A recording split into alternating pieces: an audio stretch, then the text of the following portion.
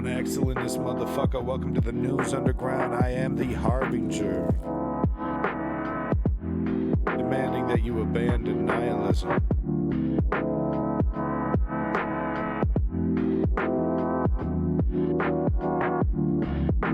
Seawalk in this bitch. I cannot do this.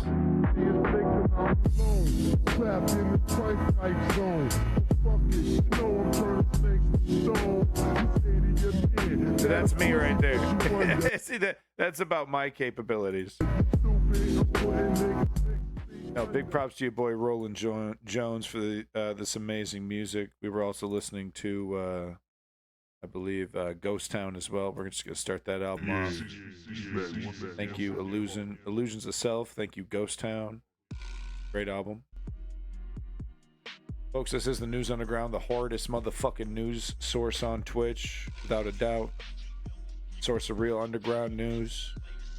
We don't play around. We don't fuck around. We get down to brass tacks real quick. Because last time I checked, this is an existential crisis for democracy's existence. Am I incorrect about that? I think a fair assessment is actually this is a direct assault against our democracy, and fair to say it's we're not winning. It's a stalemate at best. It's a stalemate if you want to be cloyingly optimistic. But we're not winning. More members of Charlie Kirk's fucking organization than any leftist organization I can think of. Maybe I'm wrong. Welcome back in this motherfucking number one in the chat, John Axel. Thank you, Beavis. Thank you, Butthead. Voice of a generation. Folks, we're going to be jumping into quite a bit of news, actually. We're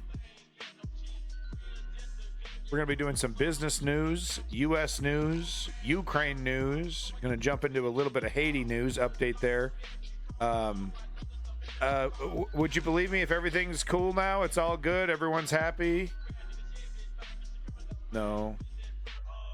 Not looking great in Haiti. Then we're going to jump into Gaza, which has totally improved, and everything is great over there as well. Lots of good news everywhere, folks. No, I don't trust you. That's fair. That's fair. Strategy member, welcome in this motherfucker. OG's in the chat. Welcome back, Kim Goblin. Let's jump into it. The first hour is going to be very boring, so go ahead and leave. Go ahead and take your nappies. Come back. We're going to do the interesting stuff after the hour of important news that no one wants to watch and no one pays attention to this shit, so the rich oligarchy get to do whatever the fuck they want to us.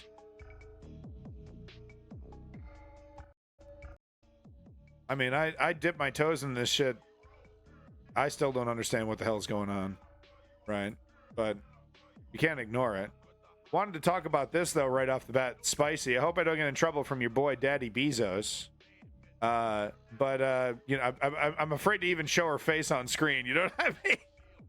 This is Daddy Bezos' ex-wife, Mackenzie Scooby-Doo. Mackenzie Scooby-Doo. She promised, you know, she got a big chunk of dough from Daddy Bezos's money vault, the one that he swims around in like Scrooge McDuck. So he, you know, he's probably not too happy about it, but she got a big fat chunk of change, and she promised to give it away. Well, apparently she's giving away more than she even promised. Donates $640 million, more than doubling her planned gifts to nonprofit applicants. So that's, you know, good for her. Thank you so much. Please don't get mad at me, Daddy Bezos. I'm just reporting the news. Thank you so much, Daddy Bezos, for letting me do the news on your wonderful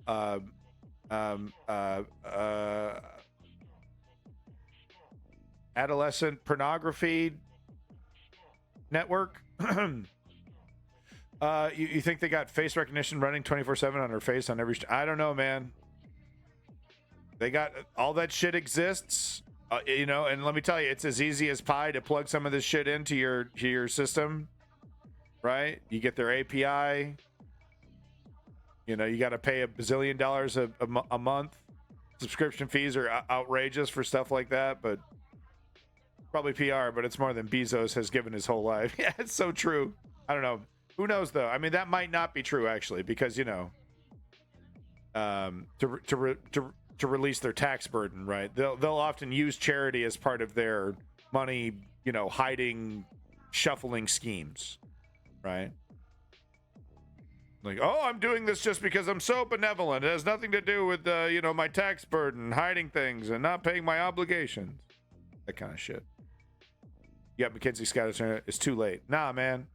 Whoop, whoop, whoop, whoop. Coming for your money, Bezos. Coming for your money, boy. All right, moving on to the next one. This one's really fucking boring. But it's a harbinger. So we need to talk about it. Welcome back in this motherfucking Woke Patriot. Ah! Welcome back, Woke Patriot. It's good to see you. Thank you for being here. They don't need face recognition software. They have me. Oh, Chem Goblin. Oh. Hey, greetings from south of Boston. It's your boy, Lenny, who I hope your morning stream was successful. I try not to step on your toes here, Lenny. But I hope you had a good stream. I hope it was a successful one. It's my morning is packed with baby, dog, you know, and like I'm like literally walking the dog and like listening to, you know, to the news on my phone while I'm walking, you know, trying to get my coffee. I'm like doing 6 different things. I wish I didn't have you know, all these things to do so I could sit down and enjoy a Lenny stream. So business insolvencies climbed 41% and could get worse, reports suggest. So this pertains to Canadian businesses. And man, you can feel it over here, dude. Yeah, you can feel it. Doing okay. All right. Well, I hope you do better. I hope you're doing. I hope soon you'll be doing great. Hopefully that stream went well. But no, so this pertains to Canadian business, and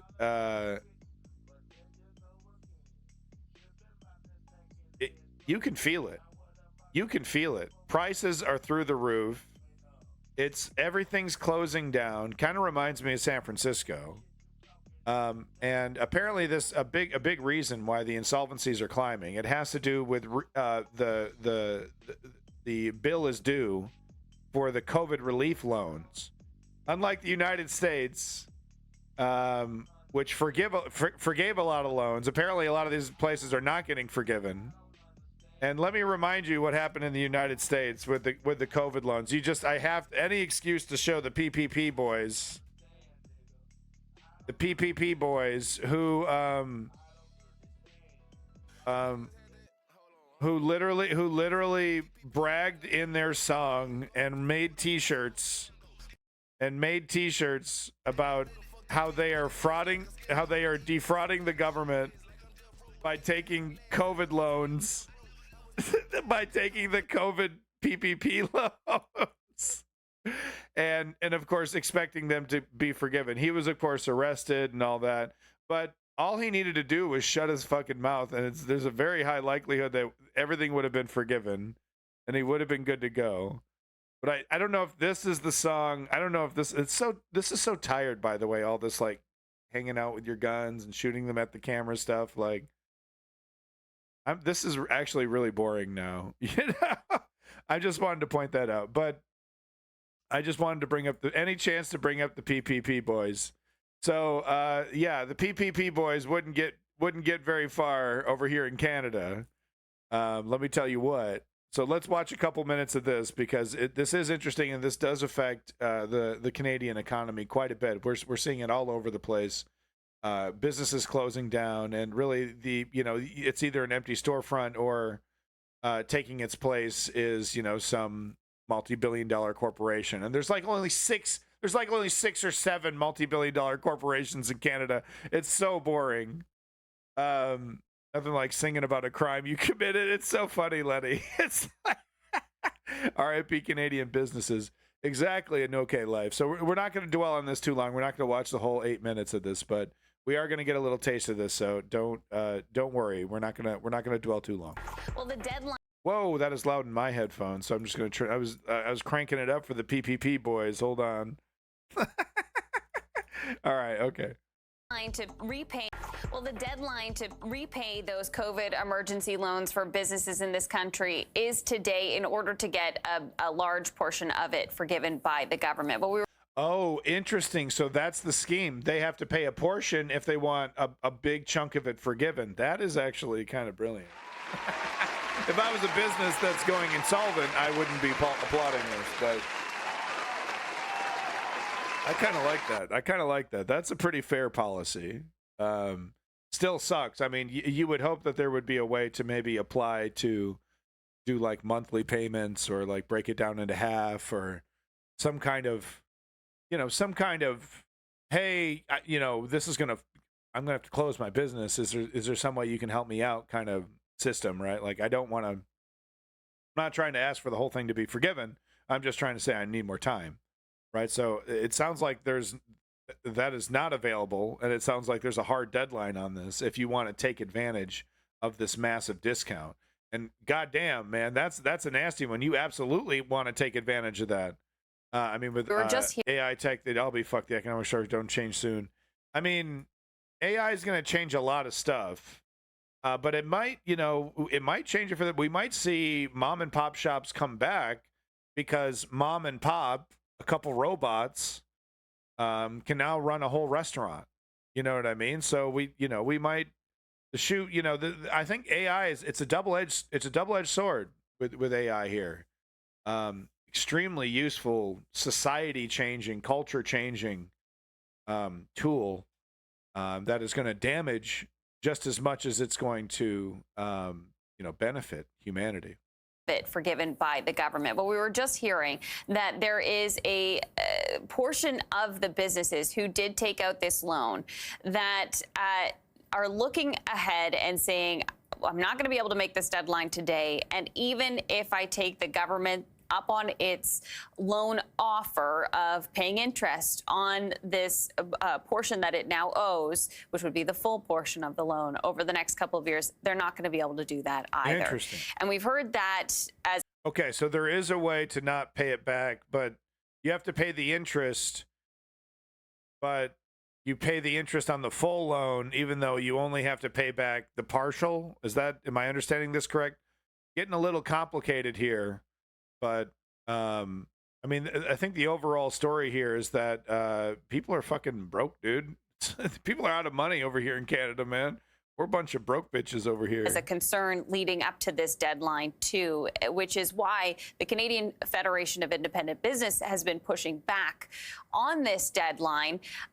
But as we see today, that advocating for that deadline to be pushed back wasn't successful. But we're going to check in with Dan Kelly, president and US, CEO of the CFIB, now to get his take on what he's hearing from businesses who have come up to this deadline, Dan, now that today's the day. You've got to pay things back if you want to get that portion of it forgiven. We were talking with a lender yesterday who said that they saw a big uptick in businesses trying to refinance in order to be able to pay the government back and get that portion forgiven. What have you been hearing? Yeah, sure. There's some of everything.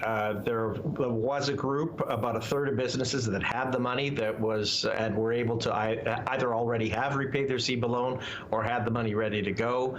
Another third of businesses, roughly, were looking to borrow money to pay their CBA loan by taking out a bank loan to pay a government-backed loan.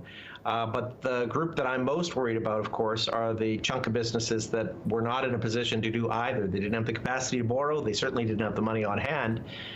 We estimate that about 22% of businesses, or perhaps as many as 200,000 businesses, will unfortunately lose access to this altogether.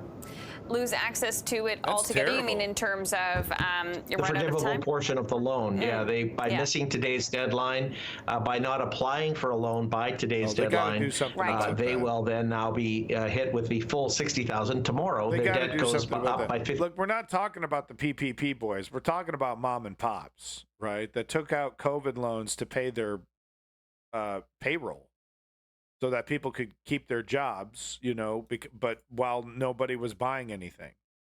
You know what I'm saying? So this is not fraudulent activity. These were people trying to not only keep their businesses afloat, but keep their, like I said, keep their people employed and keep the payroll flowing. And they should not be punished in this way. Like, I understand having to pay back a portion, but honestly, the fair thing to do is they got to extend this deadline. They got to help these businesses out, and give them access to this deal. This is nuts, man. Look, I understand having this, like, you got to incentivize action, right? Because so you got to have some kind of, guillotine, some blade that's gonna fall. But it's 2024, dog. This shit was like 2 years ago. Give them a break. Give these, I understand there's probably some big billionaire companies in here too, I bet. But honestly, if this helps out even, if this helps out even like 5 or 10 awesome Chinese food restaurants, you know what I mean? Like, come on, man. Like, they should be, that should be the focus. If anything, an exception should be like, okay, well, if you're under $1 billion business, then yeah, you get an exception, you get an extension. If you have the money in the bank and there's no goddamn excuse whatsoever, then no exception for you, right? Fine, do that, but like, do something. This is really cruel, and it affects the neighborhood, man. It sucks because what do we get? We just get a bunch of Tim Hortons everywhere, man. Bunch of white spots. Goddamn triple O's everywhere. Yeah, these Americans and everyone else like, what are you talking about? What is this guy nonsense? Canadian fast food companies, triple O's, disgusting burgers. They're really gross burgers. 50%. Okay. They go from owing $40,000 to owing $60,000. That's the group that are most vulnerable to business failure. But even those that have hustled to try to borrow the money, they do have a few extra months till March 28th to get the financing in place. But some of them are having to borrow the money from the bank to get the forgivable portion. They're getting hit with 10, 15% interest. Come on. And they don't, they're cutting into bone here in order to keep that financed. All right. Yeah, look, so I don't want to, you know what I mean? I don't want to sound like, oh, save the businesses, Kevin O'Leary, Mr. Wonderful over here. But dude, come on, man. This, like I said, this some regular ass people doing regular ass businesses that, really make the neighborhood really nice. Those nice little ice cream shops and, fill in the blank, boba shops and all those nice little places. They give them a chance, man. I'm sure they're either a lot of companies ready to buy up the failed businesses or will profit off the max exodus of areas to seek opportunity in other areas. I mean, that's the case sometimes, but that's not always the case. A hardware store, everyone just goes to the Home Depot. It's that kind of stuff. I need to go to my local hardware store more than Home Depot. I'm going to start doing that this year. Time to all work at Amazon. Hearing about what the next couple of years might end up being like if you've either got that bank loan to worry about, or now going from maybe $40,000 to $60,000, last segment, and then tacking on interest onto that from the government in the years ahead too. I mean, that it's a 2026 deadline for paying back that loan to the government. What's your sense of what these next couple of years could be like? It's rough. Look, there is only half of Canada's small business community that is back to pre-pandemic levels of sales. On top of that, all businesses have seen huge cost increases on every single line of their budget. And the moment they open the doors, the cost of goods and for all their supplies, whether it's food or hard goods or non-perishables, whatever it is, baseball cards and fucking butt lube, dude, does not matter. It's like $1 more, no matter what it is, dude. For the large majority of businesses that had to take on pandemic debt through the CEBA loan, but also private debt just to survive, they have to now make pretty significant payments to keep that going. All of this is a recipe for some pretty tough times in the next few years. This sucks, dude. And for some business owners, particularly those let me tell you something. This is going to lose Justin. This is another thing. I mean, Justin Trudeau needs to get off his duff and do some leading. He needs to do some leading now. Not this, everything will be great if you just reelect me. Bullshit. You got to be doing some leading right now, because PP's over here, Pierre Polyev over here, lying his ass off about how everything's going to be better once PP takes over, right? Oh, I'm going to fix all of this. Lies, lies, lies, you know, from a conservative snake and a person who hasn't even really governed, doesn't even know what he's doing. We're now seeing their debt level rise. We suspect a good number of them are going to mark this as basically the final message that their business is done, and they're looking to turn in their keys to someone. This is really worrisome. A lot of these businesses are not going to make it, not because they're not viable businesses. Many of them have pivoted hard to be able to make all sorts of changes, but trying to get the debt behind them that they took on to survive the pandemic is what might drag some of them under. Yeah, I mean, I guess that's something that some, people have wondered. You know, if you've agreed to a loan with specific terms, that, those are the terms. And in fact, I mean, Dan, you've advocated for this to be pushed back a couple of times, twice successfully. Yes. This loan repayment deadline was pushed forward. So, I mean, what would you say to people who are looking at this and saying, the debt has come due, the one that you agreed to, and it's been a few years. Yeah, look, I'm sympathetic to that view, but you have to put yourself back in the shoes of a business owner in the spring of 2020 when these loans were taken out. It was nuts. Your business was just suddenly shut down by government. You were told that you had perhaps 2 weeks or 2 months just to get by, and so take this loan. Same here. You can then have till the end of 22 to repay it. We should be good. Those 2 weeks, 2 months turned into on and off restrictions for 2 years. Canada had the longest lockdowns in the entire world. Restaurants, gyms in the city of Toronto, for example, were closed for 430 days. It was a ghost How town. they're still alive is a testament to the ingenuity of these business owners. I was here right at the end of so it. the circumstances have changed. And we didn't have the big boom everything that was predicted by economists coming out of the pandemic, where businesses were told that they would have all sorts of customers climbing through the doors. That didn't materialize, and then of course inflation hit. So these business owners may have taken this loan, but that's why we believe that government being a bit more patient would actually mean that taxpayers will get more of this money back. By pushing businesses to the very edge right now, I worry that ultimately it'll be all of us as taxpayers that end up having to cover off the $40,000 or $60,000 in its entirety if the business itself disappears. Yeah, so that's a great point. He's like, this tax money is going to come from somewhere. We're going to have big shortfalls with all these businesses closing, and each one of these businesses contributing $40,000 to $60,000 in tax a year, and probably more in a bunch of other areas. Great analysis here from Bloomberg. Good interview from an incredible AI journalist. No, I'm kidding. But no, she was great. But that's very interesting. And let me tell you, like I said before, last thing I'll say on this is you can feel it. You can absolutely feel it. And I legitimately feel bad for business, big and small, in Canada, because it was COVID. It was, the inflation, and things really aren't getting better. The market is not correcting in a way, to really get people to, get money, to entice them to spend money. Ordering crap sucks in Canada. It's incredibly expensive. I won't get into it, but it's just everything is more expensive. And let me tell you, the wages in Canada, holy shit. Holy shit. Holy shit. You ever walked in a bathroom, someone blew out? That's the wage situation in Canada. Like, oh, fuck.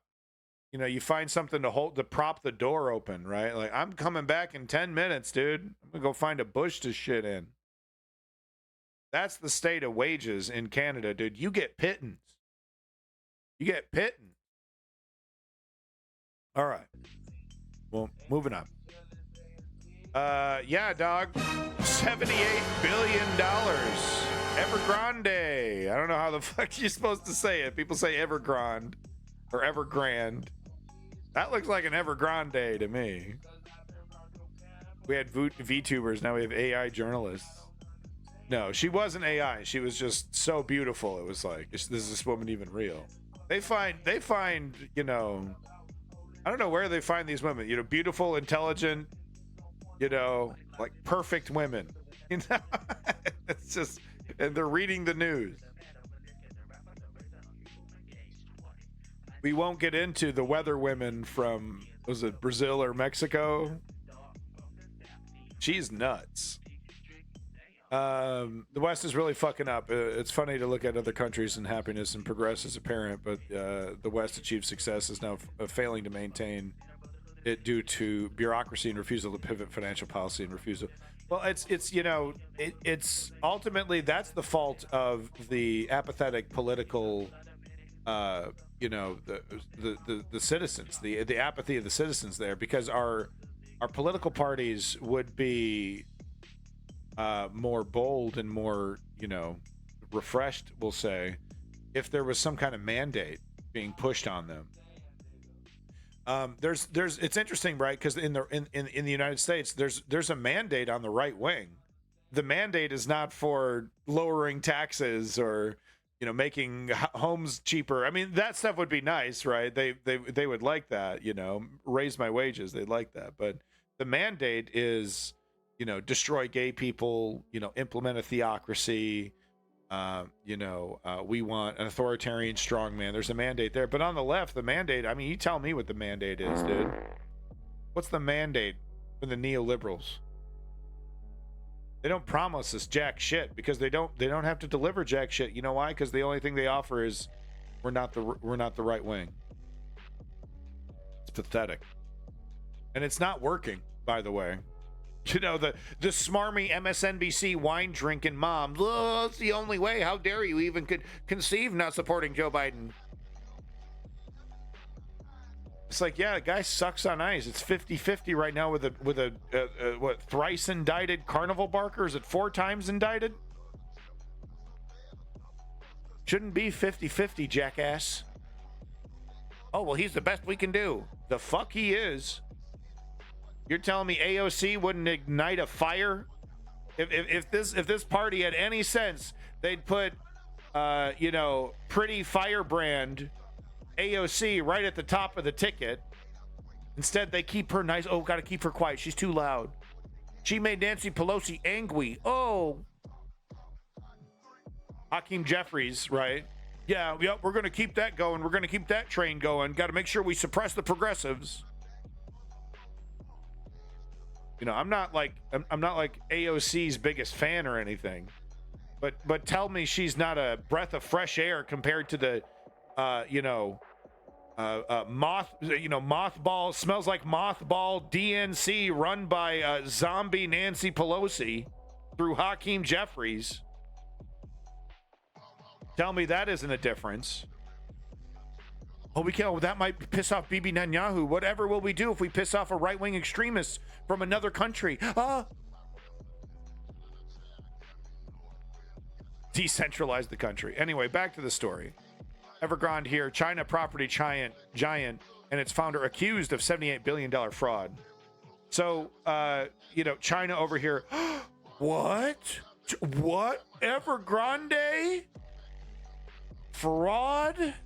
I'm shocked. In reality, the Chinese government worked very closely with Evergrande. Okay, very well aware of it. So this is the portion of the story where a bunch of corrupt thieves get thrown under the bus to take the blame, and you know, if they're lucky, they'll keep their lives. Because China, you know, the Chinese empire is all too happy to execute people for financial crimes. It's not unheard of at all. And this is one of China's greatest financial crimes. So don't be surprised if 1 or 2 of these guys gets thrown under the bus, literally. In China, they drop a big hammer and sickle, you know, painted red bus on top of you in an amphitheater. And, you know, of course, you know, you're forced to stand and applaud now. I'm only kidding a little bit, but they do do public executions. I believe. I don't know if they televise them. I'm sure. I'm sure they've done that in the past. Because I've seen video of a televised public execution in China. But we might see some of these guys get, and they don't do it. They don't do it Putin style. They do the whole color of law. Kangaroo court. Yeah, and they're super guilty, right? It's not like they're not thieves. So yeah, they get, they get thrown under the bus. But the joke for me is that the Chinese government was 100% involved in Evergrande's, businesses. Because it was, if you don't recall, there was a lot of commie chatter a couple years ago about the greatness of the Chinese economy. Look, it's amazing. They're building 3 power plants a month, yada yada. Look at the expansion; it's totally nuts. Look at the massive growth. Well, it was artificial growth, and of course, if you've been following China, you would have heard of something called ghost cities. Literally, construction projects building entire city complexes for miles, hundreds of thousands and hundreds of thousands in some cases, apartments and properties that in a lot of cases, and in the case of Evergrande here, were pre-sold, right? Hey, you get a discount, 10% off on this brand new home. It's going to be built in 5 years. Hey, we just got done building 600 apartments over here. We got a reputation, right? You can trust us. Those people not getting their money back, dog. Imagine paying the amount you would pay for a house, full-blown mortgage. Imagine having to pay the mortgage for a property you're never going to own. For a property, but you got to pay that bill, or else you are, you got to do, bankruptcy, and you've ruined your financial life. Completely would ruin you. It would have ruined me. It would have destroyed my life if this would have happened. This is happening to tens of thousands, maybe hundreds of thousands of regular Chinese citizens, and the Chinese government, covering it right up. Oh, Chinese L? No, Chinese dub. What are you talking about? China #1. This didn't even happen, dog. Whoop. Fuck those people. Oh, Chinese citizens. Oh, we don't go. Fuck those people. This isn't real. We changed the numbers. That's all they do. It's like the Chinese economy, the Chinese stock market and all this. It is a video game, dude. It is literally a simulation of something, right? And they just throw a number here and there. They flip a switch and change a number. Oh, it's all good now. I don't know how, it's just, it kind of makes sense though, because all financial markets, and please correct me if I'm wrong, but all financial markets kind of depend on a certain amount of faith, that, when it comes to value and what things are worth, and it's all kind of like an ethereal kind of human kind of thing, right? It's worth what someone's willing to pay for it kind of situation. So you could, I guess theoretically, you could just get away with it. If people are still working, if money is still flowing, it's kind of like a massive, bizarre, incredibly complicated Ponzi scheme. But maybe I'm wrong. Maybe I don't know what I'm talking about. I got a strong feeling on that. Maybe. Tim Lee Lennon, 17. Thank you for that follow. All right, let's read this article instead of bloviating. Struggling Chinese property giant Evergrande.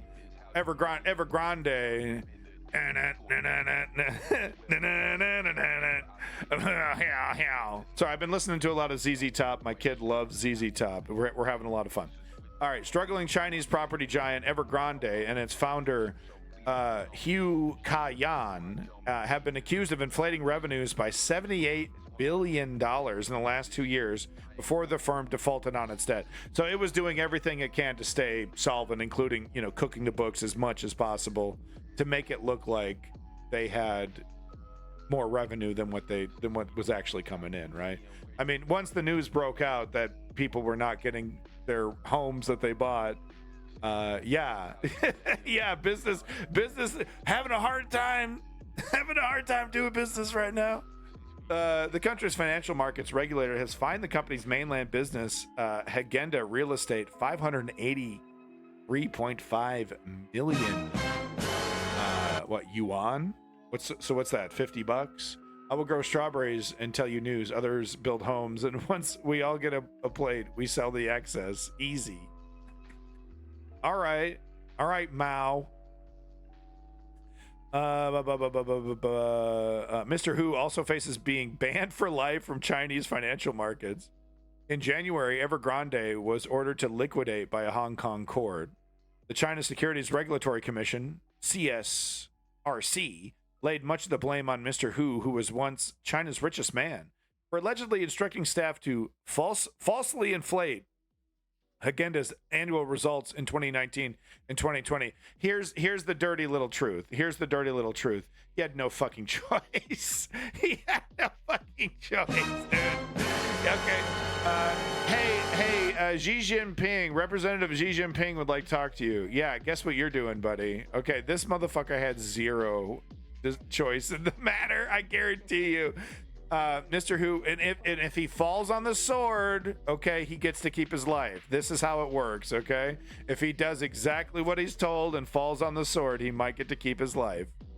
Mr. Hu was also fined $6.5 million, according to a filing by the company to the Shenzhen and Shanghai stock exchanges. Evergrande did not immediately respond to a BBC request for comment. Last September, Mr. Hu was also the company's chairman, was put under police surveillance as he was investigated under suspected illegal crimes. So this is what it's all about, right? This is the process of getting thrown under the bus by the Chinese ruling party. The announcement comes days after the CSRC vowed to crack down on securities fraud and protect small investors with teeth and horns. Ooh, none of these people are getting their fucking money back. Evergrande. Oh yeah, you think the Chinese government's going to cover the 72 billion, or the 500? No, they're not. No one's getting their money back. No one. Maybe they'll get a tote bag filled with ramen noodles. The announcement comes days after the CSRC vowed to crack down on securities fraud and protect small investors. Oh, sorry. Evergrande has been the poster child of China's real estate crisis, with more than 300 billion of debt, and it just disappears. It just, the whole, isn't it crazy? It's like a nuke goes off, but no sound and no, it's just like, you're just waiting for the explosion. Boop, it just disappears. China finds a way to hide it. You can't see it. That your family has been taken into re-education. Oh no! Shit! She is gone too. She's driving. I get a call from the Chinese government. We regret to inform you that your family has been kidnapped and sent to a re-education camp. Please walk outside and submit to the government inside the van. I mean, we're talking about the government that decided it was a smart policy to just fucking straight up nail your ass, nail your front door shut. You're stuck in your apartment. You figure it out. They went door to door with nail guns and shut your ass in. Sky's the limit. The uproar of it'd be so funny because like Americans act like that's what happened to them, right? Because they had to wear a mask to shop at Walmart for a couple months. They treat it like they were nailed into their apartment, right? Oh no. It's so funny to me, and to this day, to see people who have vaccines for dozens of different other deadly viruses and diseases being like, I'm not taking that vaccine. I don't trust it. Well, you gotta go after your protein spikes to disable. If you already have the vaccine, you gotta disable the vaccine. You gotta go after your protein spikes. Take this herbal medication. Get it on Infowars.com. It's pathetic. It really is pathetic. Liquidators have been appointed to look at Evergrande's overall financial position and identify potential restructuring strategies. Potential. The whole thing's getting ripped apart, dude. And now that the cat's really out of the bag, and people are getting thrown under the bus, it's probably going to happen quite swiftly. That could include seizing and selling off assets so that the proceeds can be used to repay outstanding debts. This could mean more epic building destruction videos. Look, if you haven't seen this, this is I'm gonna end the Chinese segment right here by showing this. This is amazing.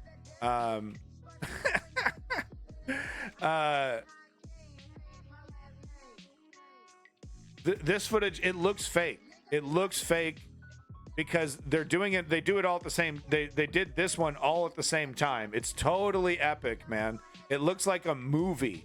It's just, you know. But if you see here, so okay, why interrupt that? He's gonna pull the switch.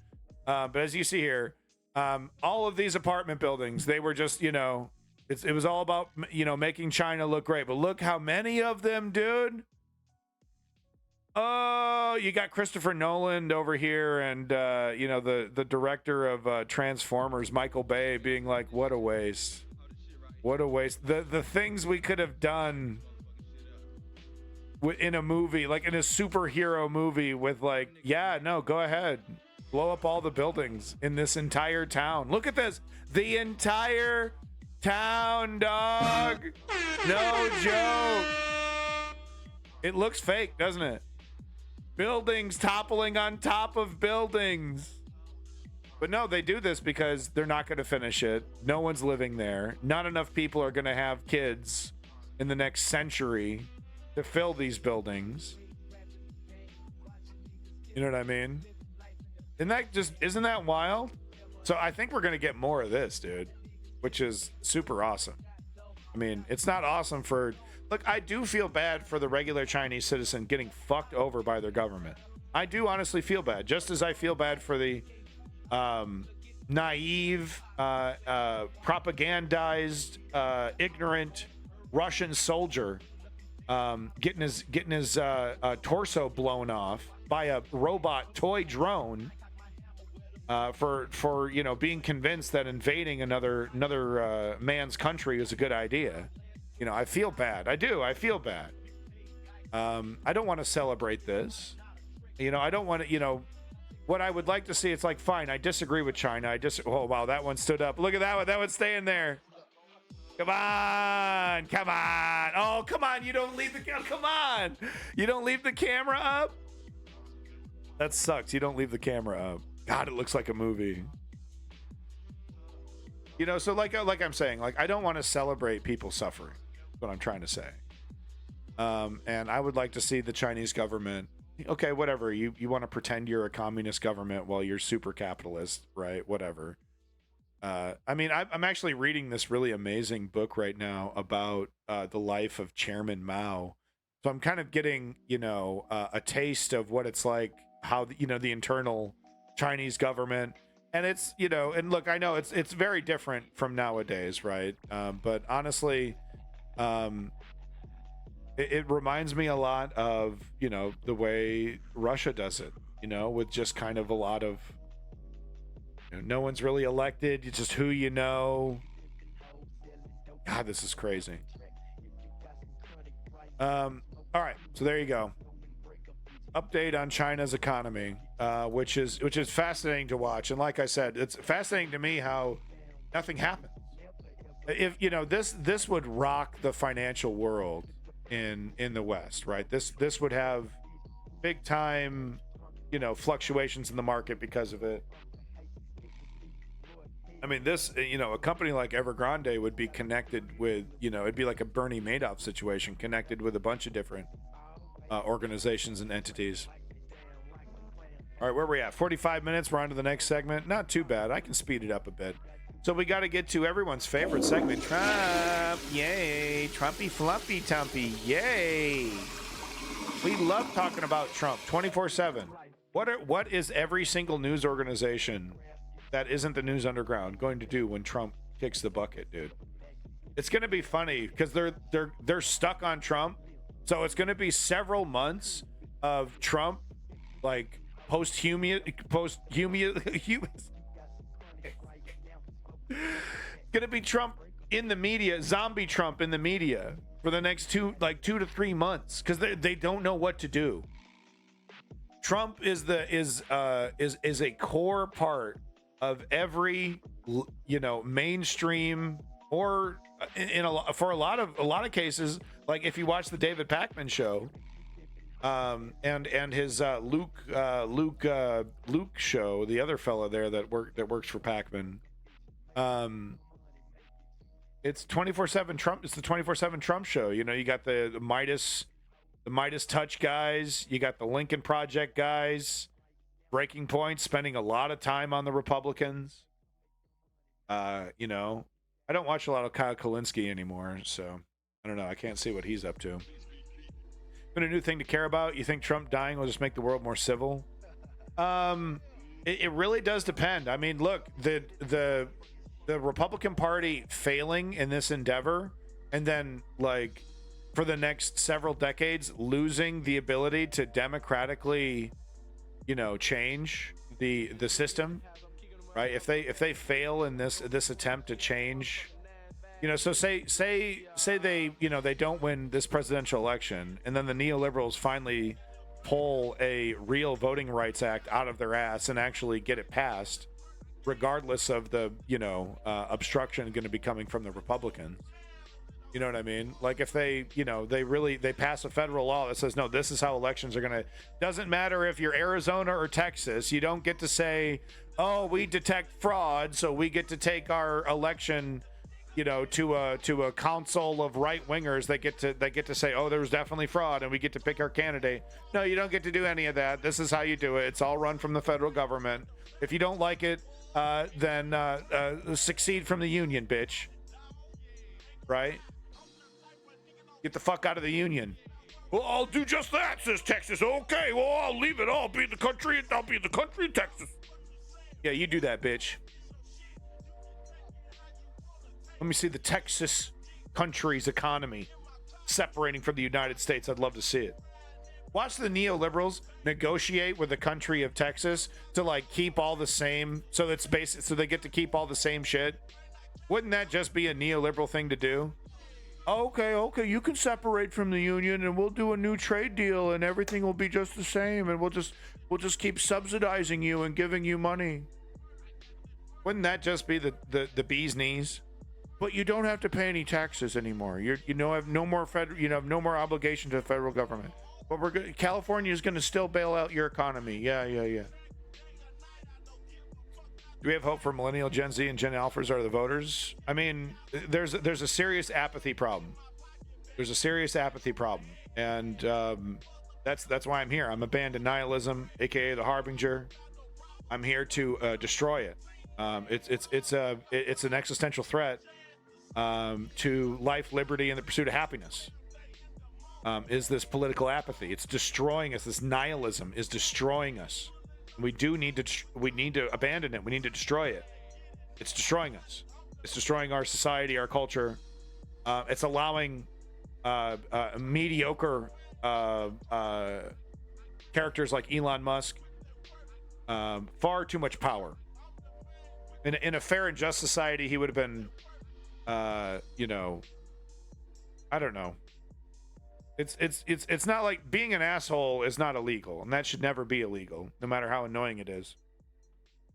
But the various regulations and crimes that he's committing in his factories around safety seem to be very interesting. The things he's getting away with, that are being cloaked in the disrupting kind of category.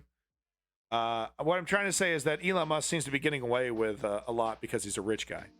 But no, maybe I'm wrong. Maybe rich guys are totally held into or are totally accountable in the United States. What am I talking about? Speaking of a rich guy who I don't know, seemingly is being held accountable, I wanted to give you an update here on Flumpy Tumpy and just on the Bond situation. You know, it was embarrassing listening to me hear about this, like servitors and all these different things, but this is like a totally real thing, and it seemed like out of the blue to me because I'm not a millionaire and I don't follow court cases, but this is a pretty common thing.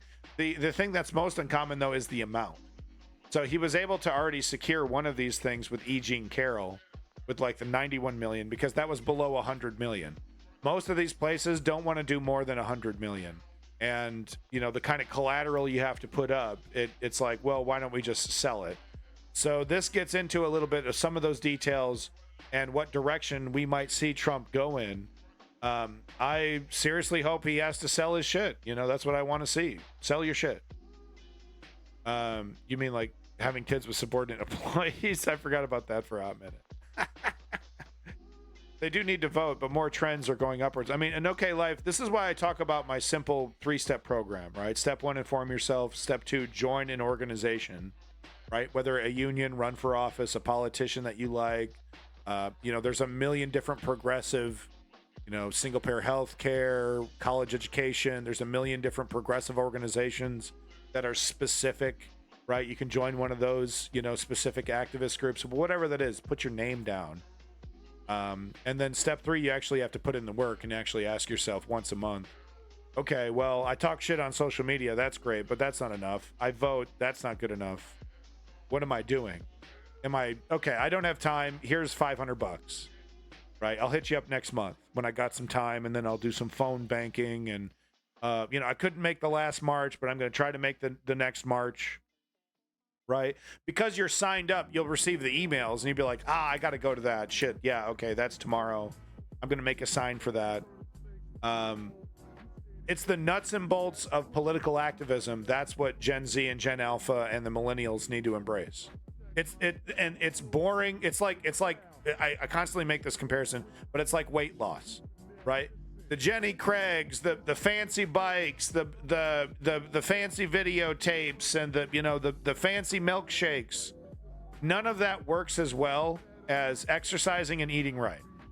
That's the only thing that actually legitimately works, right? But for some reason, it's this human desire. I don't know what it is, but we'd rather, because it's hard, maybe because that's kind of the most painful route. But, you know, it's the same thing with political activism. Everyone's looking, I want another Martin Luther King. I want another cult of personality. I want someone to make this easy. I want a Barack Obama, but who's not a corrupt neoliberal. It's like, well, keep fucking dreaming, man. Because, you know, meanwhile, while we're sitting on our dicks, the fascists are seriously taking and securing power. So let's get to it. And let's this. I mean, that's Trump's entire trajectory is, I just need to finish this climb to the presidency, and then I'll make all of this go away. What's interesting, though, is that in this case specifically, with this $500 million and the E. Jean Carroll, he can't just delay like he is with, you know, and have a Eileen Cannon, you know, corrupt judge that does everything in her power to delay the case and yada yada yada. He can't do that specifically with this. He's got to scrape up the cash. He's been lying about being a billionaire maybe his entire life. He does not have the cash on hand. He does not have the liquid cash on hand, seemingly. He wants to do this bond. It's not going to happen. So we might see some of his property sold, and I certainly hope that's the case. Let's get to it. God, I talk too much. Tonight, the fate of former President Trump's most famous properties could be up in the air, with Trump attorneys telling a judge he's unable to secure bond in the $464 million civil fraud judgment against him, asking a judge for an emergency stay.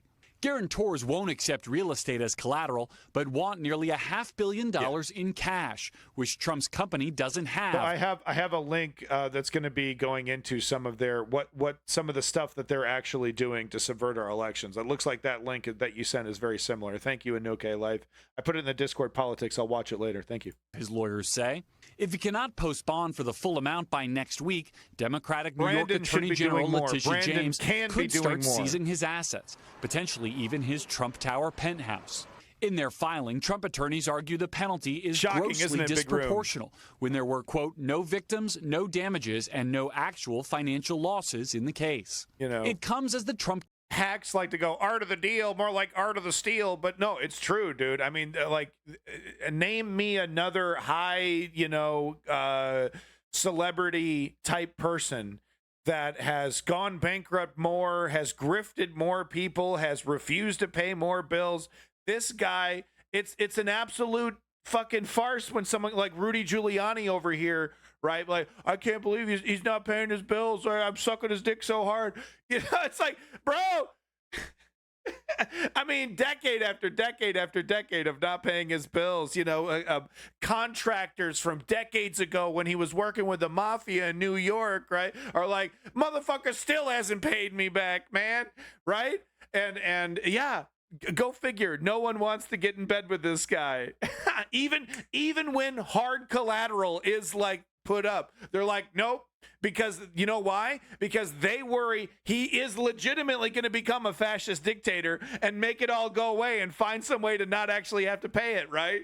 That's what they're worried about. They're like, no, dude, this guy might actually become king of America and we're not going to get our money, even though we have a stone cold clad contract, right? He's going to put an AG in charge that's going to fuck everything up, right? Like, we're not going to get our money back. It's hilarious.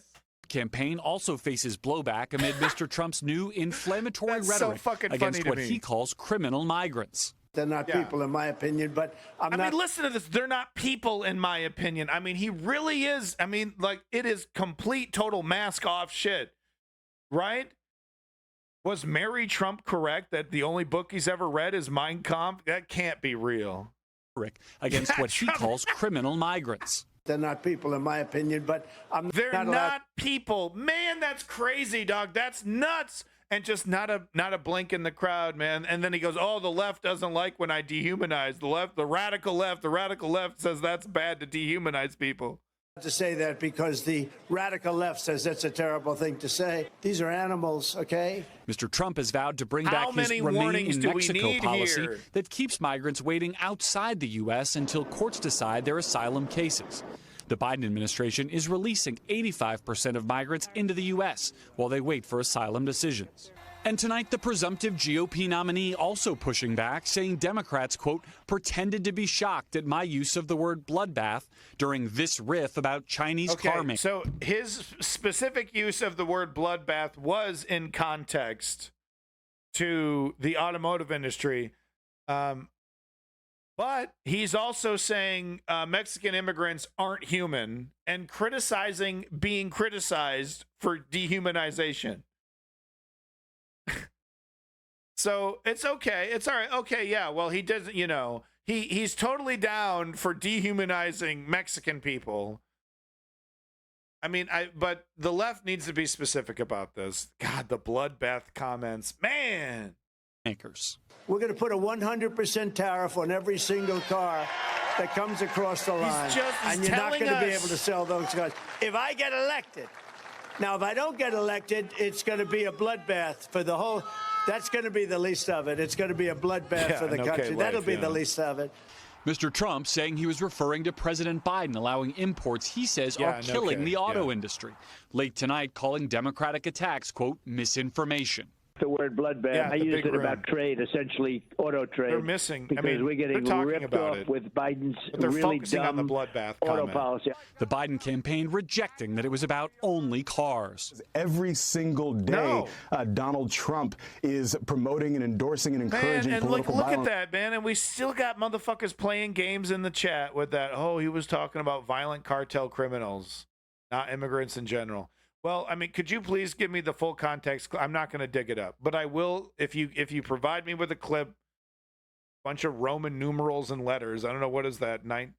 Wait a minute. What does that stand for in Roman numerals, guys? What is that, some Nazi fucking number? Fuck you if it is. But if you provide a full in-context clip, I will show it. There's a difference. Okay, so we got two right-wingers. So can the two right-wing assholes defending this language please provide me the full context clip that points out he was speaking specifically of cartel members? Because it's super fash language otherwise. And also, do these right-wing idiots deny that he is pushing back against criticizing people for using dehumanizing language? That is confirmed. There's no ambiguity about that. That's not taken out of context. He's literally saying, people, the radical left criticized me for using dehumanizing language.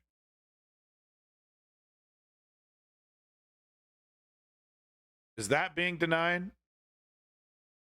On the stump. Chud alert. And Garrett, NBC News also has new reporting tonight about President. Oh, we're not doing this. We're not doing either of these. We're not. No thanks. Moving on. Thanks so much. Oh, God. Here we go. So the first minute, it's so bad I did it twice. Apparently Ben Shapiro thinks retirement is stupid. Isn't that great, Student Dead? Just letting us know exactly what we can expect when these authoritarians take over, right? The kind of, slaves we're going to become, to their little tyrannies. They think they'll be on top. They think they'll be on top. What they don't see, because they're running their own little, Fash network, bent key and all that. What they don't realize is that with all the regulations removed, they're going to be, aggressively taken over and swallowed up by, larger entities. And, Ben Shapiro over here, if he wants a job, is going to have to do and say things that he disagrees with. He doesn't see that part. He thinks he's going to be the Mussolini.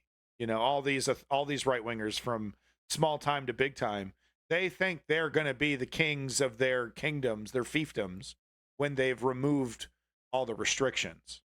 So I need to apologize, Rachel Maddow. I'm sorry. It's true. She's insufferable, unbearable.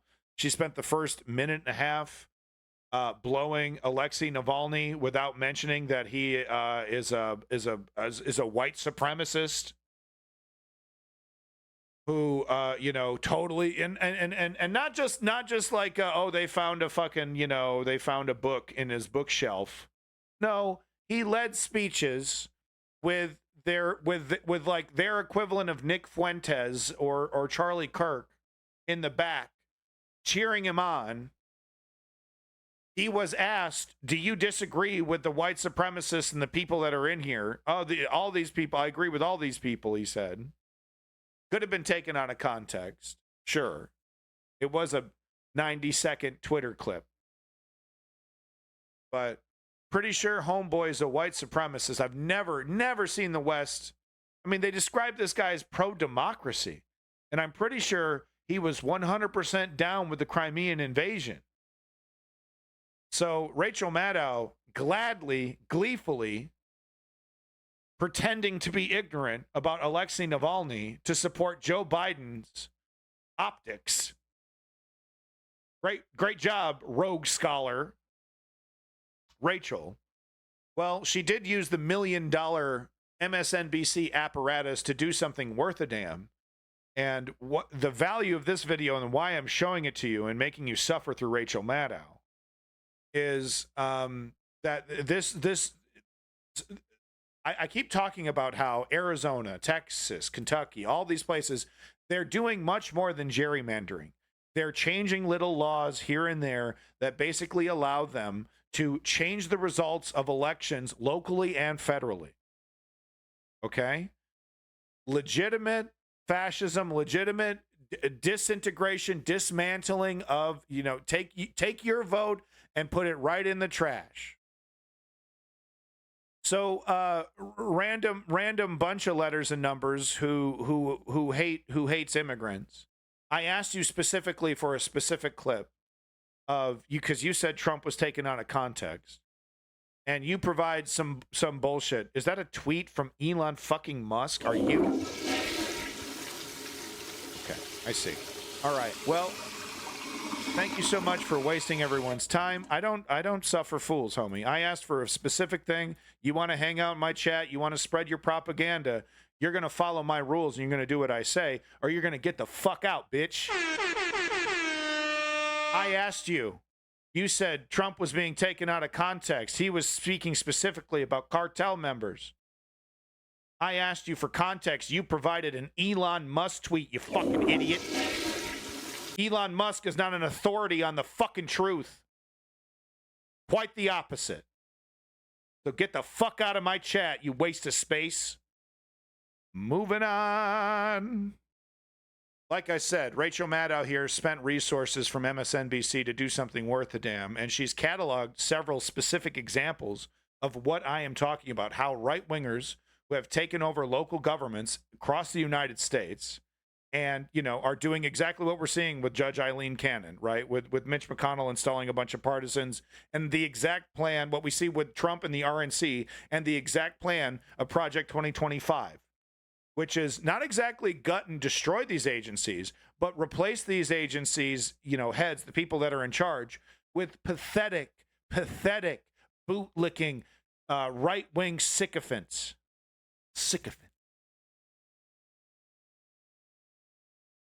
So let's go ahead and watch a little of this, as much as we can stand. Bring your fucking barf bags, because here we go. The rogue scholar is going to give us a lesson. When you start doing that, when you start... I'm already sick of it. God, I'm sick of it. Her delivery, the whole thing, man, is like wrapped up in a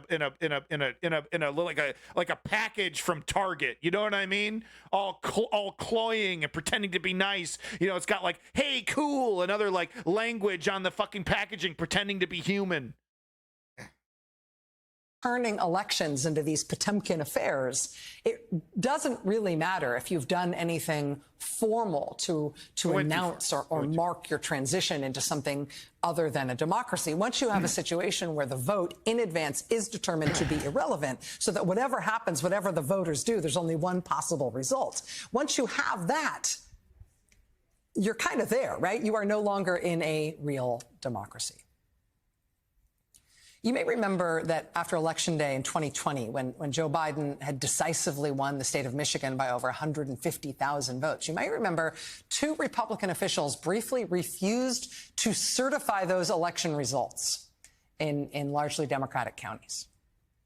Then Republicans in one county in Georgia, another state Joe Biden won, they also refused to certify election results in part of that state as well. That county's refusal to certify the results was used as evidence in a draft executive order Trump never issued, an order that would have commanded the seizing of voting machines across the country as a prelude to the military running some sort of... This was stuff that they've tried and got away with. There's no crackdown. There's no going. I mean, some of these people, in Georgia, there's been some election interference cases here and there, but there's been no major national crackdown, on these criminals. Redo of the whole election because something had gone wrong the first time around and it appeared that Trump didn't win. Those local attempts at invalidating election results in 2020, those were effectively improvised responses to Trump losing that election. This next time around in 2024, elections officials, Republican election officials, seem like they are more planning it out in advance this time. Yeah. This is the headline on new reporting published today in Rolling Stone. Quote, potential 2024 chaos. Election deniers refusing to certify results. Quote, in at least 15 instances since November 2020, local Republican officials in 8 different states have refused to certify election results. Yeah. If local and what they want is exactly what J.D. Vance talks about when he talks about, oh, well, what should have happened? What should have Mike Pence done? Well, Mike Pence should have not certified the results and allowed it to come back and enter into some, like, they want to turn it into the budget process, right? Where it's like, oh, we're not gonna pay the bills. We're not gonna pay the bills unless you pass this extremely draconian right-wing legislation. So they want to turn the election into that, where it's like, okay, well, maybe he didn't win here, but he should win here, and we should negotiate. They want to negotiate a democratic election. They want to mire it down and churn these into these big protracted cases, right? And of course, with the hope that a bunch of right-wing judges and a bunch of right-wing people will be involved in that process and will rubber stamp it for one side. It's madness. It's madness, and it's exactly what fascists do, which is they make a mockery of our systems and our democracies, taking full advantage of whatever they can, right? So this is them making a democratic decision. These people were voted in, and these are changes that are being approved by their Democratic constituency, right? So this is all legal. It's just like a certain 1940s government administration, all legal. With the direct result being the complete turning your vote, turning our democracy into a legitimate farce. Thank you, stickers. That seems like a racist name. Sorry. Got to be really careful on Twitch, man. A lot of extremely I'm sorry if you're not a racist person there, but I got to be so careful to get, with the numbers and the slogans and the God. I can't even say people's names half the time. Officials nationwide decide en masse to refuse to certify election results this year. It could slow certification of statewide tallies, crucial to determining the next president. Yeah. It could create chaos, Slow it as all well down. as a false basis for trying to find some way to challenge the outcome of the November election. Local Republican elections officials in some of these cases over the last few years have demanded audits and hand recounts. And then even when all the audits and recounts show the same results, they've still... Well, as much as I despise right-wingers and right-wing politics, I can't advocate for killing them. I think that's not the right direction the left should be going in. Refused to certify the election. It's from Australia. Because it's not about what the voters have actually voted for. It's about setting up a system that can deliver only one possible result. This is the way it works in many parts of the world. It has not been the way it works here. They're trying to change that. And we've got more on that story next. Stay with us. At Rolling Stone today, reporter Justin Glaw reports on election officials across the country in Republican-controlled states. So then they do an interview with this fella here from Rolling Stone about what she was talking about and what I'm talking about. So if you want to see more of these specific details, but please don't take me for a fool. Don't take me for an idiot, and certainly don't take me as a libertarian like Davey. Please don't take me as these things, okay? Because what I'm trying to do is provide evidence for my extremely hyperbolic comments and behavior. Because it seems like this guy's flying off the handle. It can't be this bad. Like, America's been through challenges before. Right? But it's not this bad. No, it is this bad. It's like this, and we've actually never been through this specifically before. We're actually in. That's what makes this even more scary. There's a few tangential connections with the past here and there, but no, we're really in new territory here, and being in that new territory is so frightening to me. It really is frightening. But no, Australia kicks ass. Can we just make that very clear? But it's just, look, I try to stay consistent. I don't think violence is the answer for political activism. I don't think that works. I do think violence will be brought upon us, but I do think at every opportunity for the moral high ground to be taken, the progressive left, the activist left, needs to try to find that moral high ground, and using violence, even when it's violence against you, it's so easily weaponized, right? It's so easily weaponized. So I don't mean to make fun of the person's name. I'm sure they're very cool. They probably already left. Hey, speaking of a fun person, motherfucking Jon Stewart's back, y'all. We love it.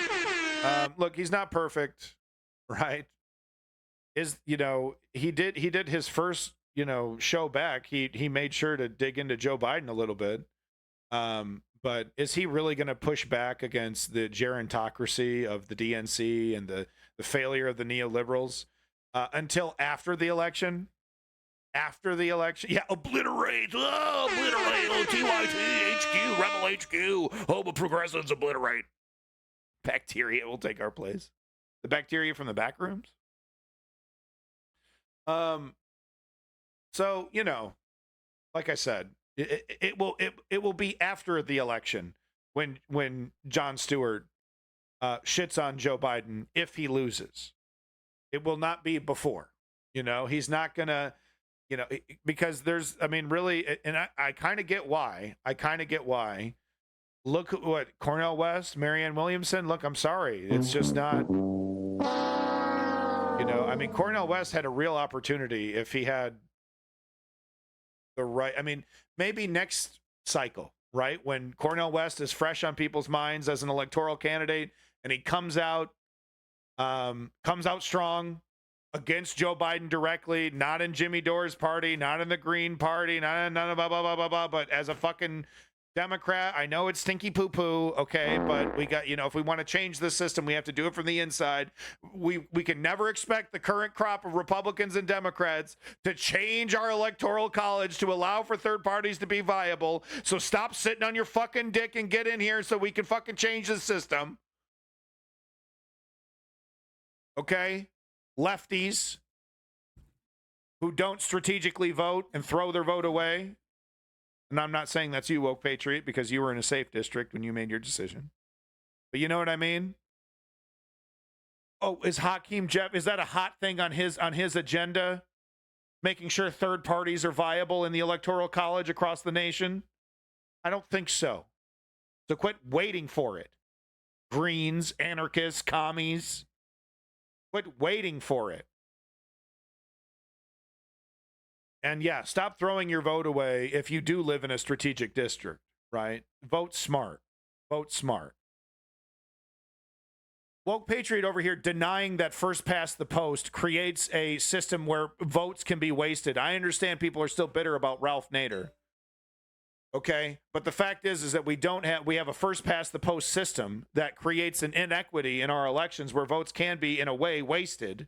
And what we need is reform to a real ranked choice voting system. But what is Woke Patriot saying that we're going to get that by supporting the status quo? We're going to get ranked choice voting by supporting Hakeem Jeffries and the DNC slavishly? Or should we strategically vote against them in the primaries when we have an opportunity to replace these neoliberals with real progressives? So tired of these crusty ass lefties who gave up on politics 20 years ago, giving us advice on how to change things. Yeah, just give up. I don't think so. John Stewart, he's funny. What would you do if you were out of governing ideas? If you didn't know how to govern a country of this magnitude and a country of this diversity, and you basically are running on government is broken, and then when you get in office, you have to be terrible to prove the original premise, like, it must be great to be able to do that. This government doesn't work, and by me not funding it and breaking it, see what I told you? Keep me in power. You know, this is the perfect description of how the Republican Party operates and continues to have so much power today. Jon Stewart is about to take things one step further. If you don't have ideas on governing, what do? Well, you do the purposeful distortion field that they create. But it works, and by the way, right? Because it's emotional. Does it work? I don't know. Who's the president? Well, but I mean, it doesn't necessarily work. It gets people upset. It gets them angry. It makes them fearful about threats and hyperbole, and makes them afraid of things that can't even really be defined. Meanwhile, ignoring so many issues. All this diversity initiatives and CRT and all those other things are only there because we refuse to actually fix the real problem. The diversity and equity initiatives are a salve. They're to pacify and mollify, because we won't actually do the real thing. We won't actually dismantle the vestiges of all the systemic racism and all the systemic classism and all the systemic gender issues. We won't actually dismantle that.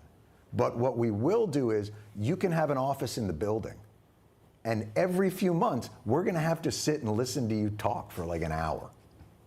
And so we're good, right? Stewart is spot on again. Culture war issues are just tools for the powerful to wield and shepherd us toward whatever political stance is the hot topic of conversation at the moment. Why do they do it? To solidify their own power, perpetuating the vicious circle that is American politics. It's hard to watch. It's hard to watch a state, you talked about Sarah Huckabee Sanders. It's hard to watch a state that's like 48th in, infant mortality and child poverty and literacy, and won't make a big deal about dollars. A trans girl that wants to play soccer that happens like once every 5 years there. Like, it's hard to not be angry about people that try and distract from the real things that people face with weaponized nonsense. So let's look at the two political parties and discuss what's so similar. No real vested interest in attacking the roots of all. Okay, thank you. So I just wanted to show that Jon Stewart. I'm sure Sharon Reed here is really wonderful. Sorry, Sharon Reed. But I just wanted to show that Jon Stewart clip. Really good stuff. Really good stuff. Moving on to our final bit of U.S. news. Some call for Nebraska state senator to resign following Monday's debate. So, this is shocking, absolutely shocking, and this is just—it really shows the state of the crop of candidates from the current Republican Conservative Party.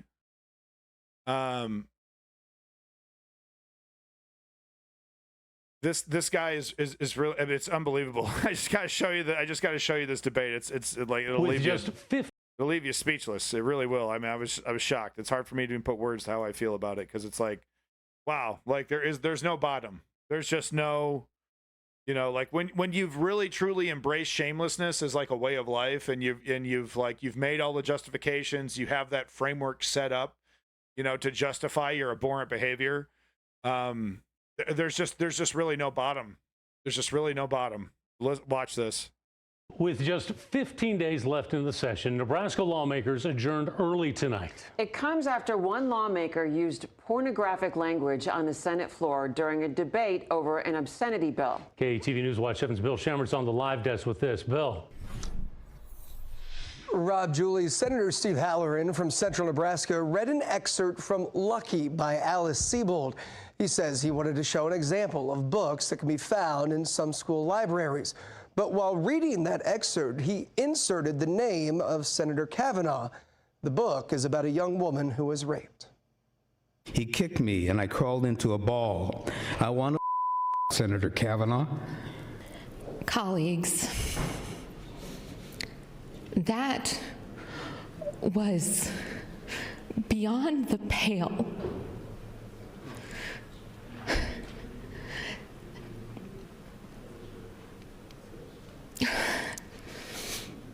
That was harassing. This was during debate over LB 441, which is an obscenity bill. It made it out of committee and was on the first of 3 rounds of voting. But after hours of discussion, no vote was taken. According to the bill's introducer, Senator Joni Albright, it repeals the prosecution exemption for schools that provide obscene materials to students in K through 12th grades. Albright says she was mortified by the language used. There's times when we just have to step back from the debate, and I think this is one of those times. So I do support the motion to adjourn. And within the last hour, multiple people are calling for Senator Halloran's resignation. That includes Senators Julie Slama and Megan Hunt, and the head of Nebraska's Democratic Party, Jane Klebb, posting tonight, "This is a pattern and not a one-off comment." Senator Halloran is term limited after this year. Back to you. Thank you, Bill. He's term limited. That's interesting. Good. So it's interesting. He's trying to get this book banned. He's trying to say, and it's really amazing to me, because what the end. We've heard of these people. I don't know if you've seen this headline. I saw this insane headline. It might have been a fake headline, but there was this couple who didn't realize that they had to have sex to have a baby, and it seems insane. It seems impossible until you've gotten a little peek into right-wing communities, into religious right-wing communities, and the complete avoidance of any discussion of sex will leave their kids having bizarre ideas about procreation, and massive ignorances, big gaps of information that they just normal common knowledge about human body anatomy will not be taught because of their pseudo puritanical values. And I say pseudo because even the Puritans, I think, taught their teenage girls about periods.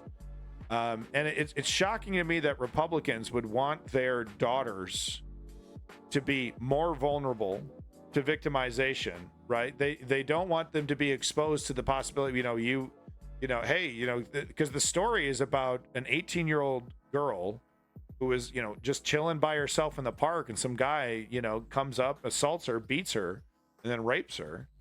And it's like, no, let's not, let's leave our girls vulnerable to this. I'm not saying like let's fearmonger and instill fear into them, but it's a very real reality for a lot of young women every single day who are sexually assaulted in various ways, sometimes brutally, sometimes in very mild ways. But all of it's inexcusable. And it's amazing to me that Republicans would want their precious daughters, I assume they consider them precious, to be so goddamn vulnerable, to be so ignorant, to be so naive. Oh, we can't tell you this is pornographic. Pornographic. So then he would do something so horrible as to put the woman who is trying to warn young women, hey, this is a story about a young woman who was victimized, she you should, learn from her mistakes, learn from her story. She's trying to help women, young women, and not trying to spread pornography in any kind of way. And it's just shocking. It's just there is no bottom. There is no bottom for their, whatever they're and I bet you this guy doesn't even believe in this. He doesn't even really. You think this guy is some kind of pious, this Halloran fella, he's some kind of pious, God love it. You think when he goes home, he's living by all the tenets. He's a Ned Flanders when he goes home. Some of these guys are real true believers like that, but I get the feeling that Halloran's not exactly living by the tenets of his teachings. He doesn't. What I'm trying to say is, these people are nihilists. They don't believe in this is a tool.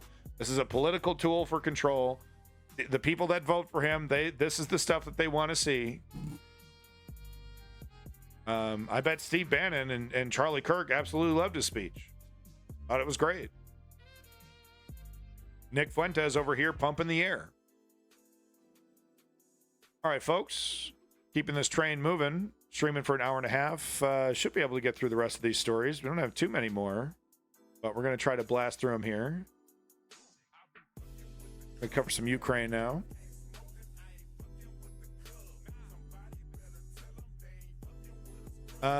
Russia, Ukraine, and the ongoing occupation of Crimea. This is a long video I do not have time for today, but I will find time for it very soon. It's produced by DW. Excellent video, and we will be watching it, just going over the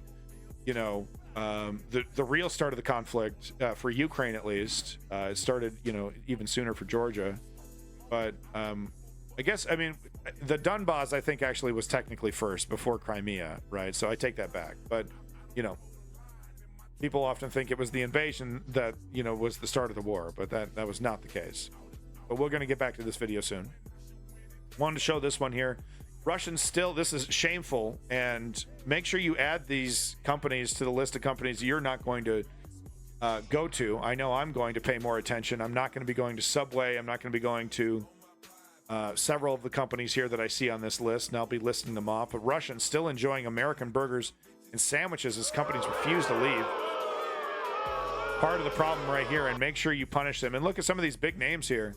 Absolutely disgusting food, but Subway, McDonald's, Burger King, Carl's Jr., business operating in Russia. So we thought McDonald's left. In fact, we saw Russia implement some kind of clone McDonald's. There's Chem Goblin with a full list. I mean, this is comprehensive, and this is like overwhelming, actually. This is so over. This list is overwhelming with, as you can see here.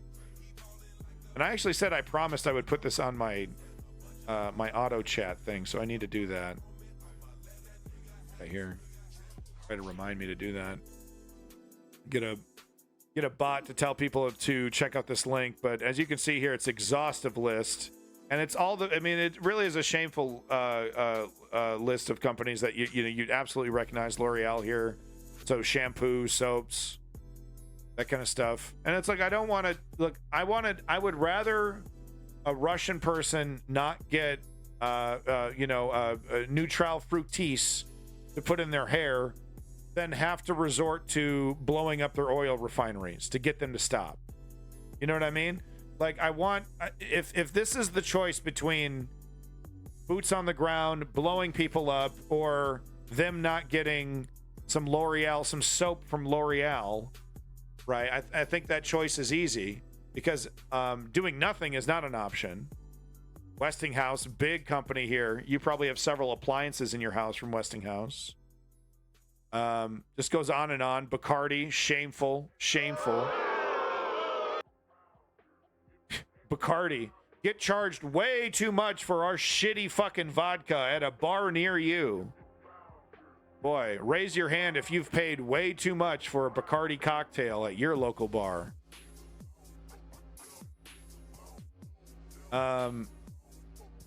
Studio Ghibli, really? Oh, that's shameful. So we got McDonald's, Domino's, Starbucks, KFC, Pizza Hut, Hard Rock Cafe, and the Jamie Oliver Group have all since left Russia. Okay. No, so these are chains that have left Russia. Smaller cohort. Okay, so I was mistaken. Sorry. These are hashtags for the algorithm. I was wrong. Correction. Eat your Big Macs. Eat your disgusting Domino's pizza, one of the worst pizza chains in America. Go ahead and have that. Drink your disgusting Starbucks coffee, which screws over the people of Ethiopia. KFC, literally the worst fried chicken you could eat in the world. Literally grease attached to a chicken bone. Pizza Hut, I mean, do I even need to say this? Disgusting. Go ahead, keep eating your disgusting Pizza Hut. Hard Rock Cafe, the worst, most overpriced cafe you could go to. I swear to God. Disgusting, generic carnival food with a bunch of tchotchkes on the wall, and they charge you $30 extra for a side of fries. Yeah. Oh, thank you for sticking around. It's terrible. I've been to one like twice, and I was like, this is terrible. Like, I don't care. You got a signed T-shirt from Sylvester Stallone in a glass case in your lobby. Your burgers are disgusting. And the Jamie Oliver Group, whatever. I got nothing negative to say about this guy who wants your children to eat right. So they're cool. Eat that garbage. A small cohort of 6 American fast food chains decided otherwise. So here's the garbage you should not eat. Subway. Carl's Jr. Disgusting. Subway's disgusting. Remember when Subway was sued because their meat did not contain enough actual animal protein to be considered legally meat? Remember that? Papa John's. I had Papa John's pizza a couple weeks ago. No more. Off the menu. I did not know this. I apologize. Papa John's is the worst. Is the least worst, in my opinion, the least worst trash pizza. No more Papa John's. Never again. Not until they change the stance. Cutting that shit out. It's garbage anyway. Literally. Costa coffee. That's probably a lot of coffee. Burger King, absolute trash. Who wants to eat at Burger King? The shit that they put in their burger, that fake grill flavor that they still put in their burger. I remember when they introduced that. That was like a decade ago when they introduced that. It's still trash. You burp it up. It's terrible. Never eat there again. TGI Fridays. I mean, do I even need to tell you not to eat at TGI Fridays? I don't even think I need to tell you that. I'm surprised this operation is still open. Terrible food, TGI Fridays. Disgusting. And then, of course, that list that okay, thank you so much, that Kem Goblin provided. Anyway, I just wanted an opportunity to shit on these fast food chains. It's always fun. Even though I eat there way too much.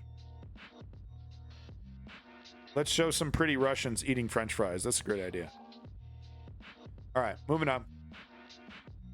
Norman Finkelstein's officially on my shit list. We will not be featuring any more comments, statements, documentaries featuring Norman Finkelstein. I knew he was a Ukraine skeptic. I had no idea he made such bold, blunt, and ignorant statements as this.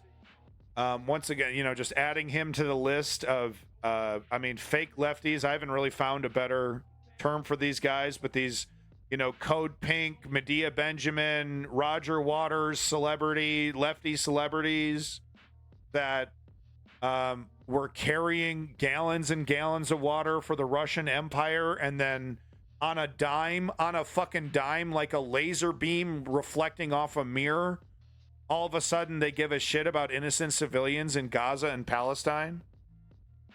So a couple days ago, I featured a debate, just showed a single clip really of Destiny debating Norman Finkelstein. Destiny saying that Israel could drop a nuke on Gaza and he's still not sure if that would be considered officially genocide. And of course he was speaking in a semantic way because that's the way he loves that. He loves the, well, technically it wouldn't be considered a genocide according to this body of government, blah, blah, blah, blah. That kind of shit. That really makes the left look really smart and astute and really sets the left up right when we look like pedantic assholes. Right, so I featured that debate with Lex, featured by Lex Friedman, who I've never really enjoyed. So I would just like to put, underneath Destiny's name on my shit list, we're going to go ahead and just put Norman Finkelstein as well. And look, Norman, that's really quite a shame because I've featured Finkelstein probably dozens of times. He's been incredibly articulate, astute, and correct when explaining the situation in Palestine. And it once again, it makes me wonder. It's like, what, how could someone be so correct about their assessment of the human rights disaster in Palestine? And then, like I said, like a laser beam bouncing off a mirror, right? Make the statements that he made about Ukraine here. Russia had the right to invade Ukraine. I mean, that's outrageous. That's absolutely outrageous. There was literally an agreement when Ukraine gave up their nuclear weapons. Please don't invade us. Yep, no problem. I'm sure Norman Finkelstein would have a nice 15-minute academic diatribe on why that agreement didn't really matter. But no, just so everybody knows, he's officially on my shit list. Fuck you, Norman Finkelstein, man. Glory to the Ukrainian democracy. They deserve independence. They don't deserve to be absorbed by Russia. Ukrainians shouldn't have to be forced to learn the Russian language. They shouldn't have to have their towns and signposts changed to Russia. And I mean, just fill in the blank. There's a million different things that the Ukrainian people are going to be forced to do. They might not, their country might not even be called Ukraine if this invasion were to be completed. We've heard chatter about that. Let's change the name. Let's completely erase the identity of this, right? It was like, well, we gave you a chance. We gave you a chance to be a vassal state like Belarus. Oh, well, you were naughty. You tried to do your own democracy and you wanted true independence. We're going to quash that. Norman Finkelstein thinks that's great. It's pathetic. And he's supposed to be an authority on Palestinian human rights when he can't even be consistent. Man, it's really, Noam Chomsky, all these motherfuckers I used to love, dude. Richard Wolff. Used to love these guys. You know how many Noam Chomsky books I got, dude? I got so many Noam Chomsky books. This is just two. This is just two of them. I got like 3 or 4 more. I wanted to throw them away, but I want to read through them and figure out, okay, how was I so wrong about this guy? Now that I understand history a little bit better. I'm going to read through them one more time before I throw them away. But I'm going to throw those fucking books away. Because fuck you, Noam Chomsky. Making excuses, carrying water for the Russian Empire. What the fuck? Look, I get it. NATO's not your buddy. NATO's an extension of the U.S. empire. I get that. But we have to completely deny the empiretic ambitions of the Russian Empire to acknowledge the crimes of the U.S. empire. It's one or the other. It's a binary thing, either Russia innocent or the United States.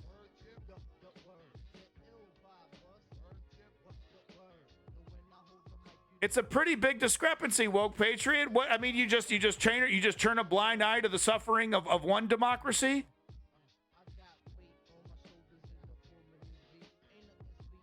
It's a pretty damn big discrepancy. But don't you dare give me shit, because I'm going to go through these books and I'm going to try to find out how much of it is garbage, how much of it is legit. I'm not a goddamn genius linguistics professor either. These are dense reads. It's just incredibly disappointing. It's incredibly disappointing. Why isn't Trailhead showing up in my list here? How come Trailhead isn't showing up here? 1 second. Let me take a look at this. Filtering? Yeah, hold on. Let's see. Is it in here? Oh my God. Thing sucks. Oh yeah, I did remove Trailhead. All right, fine. You can come back for now. We'll see. We'll see about Trailhead. I told Trailhead unless Trailhead can acknowledge, has the strength of character to acknowledge that Russia's invasion of Ukraine was illegal, to not even bother coming back. So Trailhead, why don't you tell us right now so I can reapply your ban right now? Why don't you tell us, is Russia justified in invading Ukraine? Do you have the strength of character to admit that? Or are you a punk-ass bitch like Norman Finkelstein and Noam Chomsky and Roger Waters and Medea Benjamin? Trailhead, answer the question.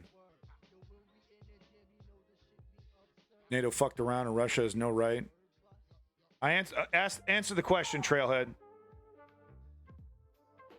No, they don't. Thank you very much. Enjoy the news underground.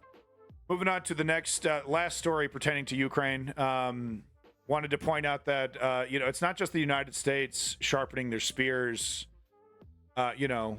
creating war, getting ready for war, or there is a legitimate fear amongst European nations that Russia, China, out of control, emboldened by what they see as a weak Western alliance that doesn't seem to be able to work together. Right? There's a legitimate fear there. Of course, they don't think it's going to happen tomorrow, obviously, but they're like, we don't want to be caught with our pants down. They think there's probably statistically higher. Their mathematicians or whatever are telling them, oh yeah, well, there's an X amount chance that Russia might invade a NATO country. X amount chance that Russia might actually use a nuke, to force some kind of response. But anyway, just wanted to point out, European Council President Charles Michel, quote, Europe must prepare for war. Pretty strong words. If Europe wants to exist in peace, by the way, this is the Kyiv Independent, by the way, so grain of salt. If Europe wants to exist in peace, it must shift to a quote-unquote war economy mode and significantly bolster defense capabilities in the face of the threat posed by Russia, European Council President Charles Michel said on March 18th.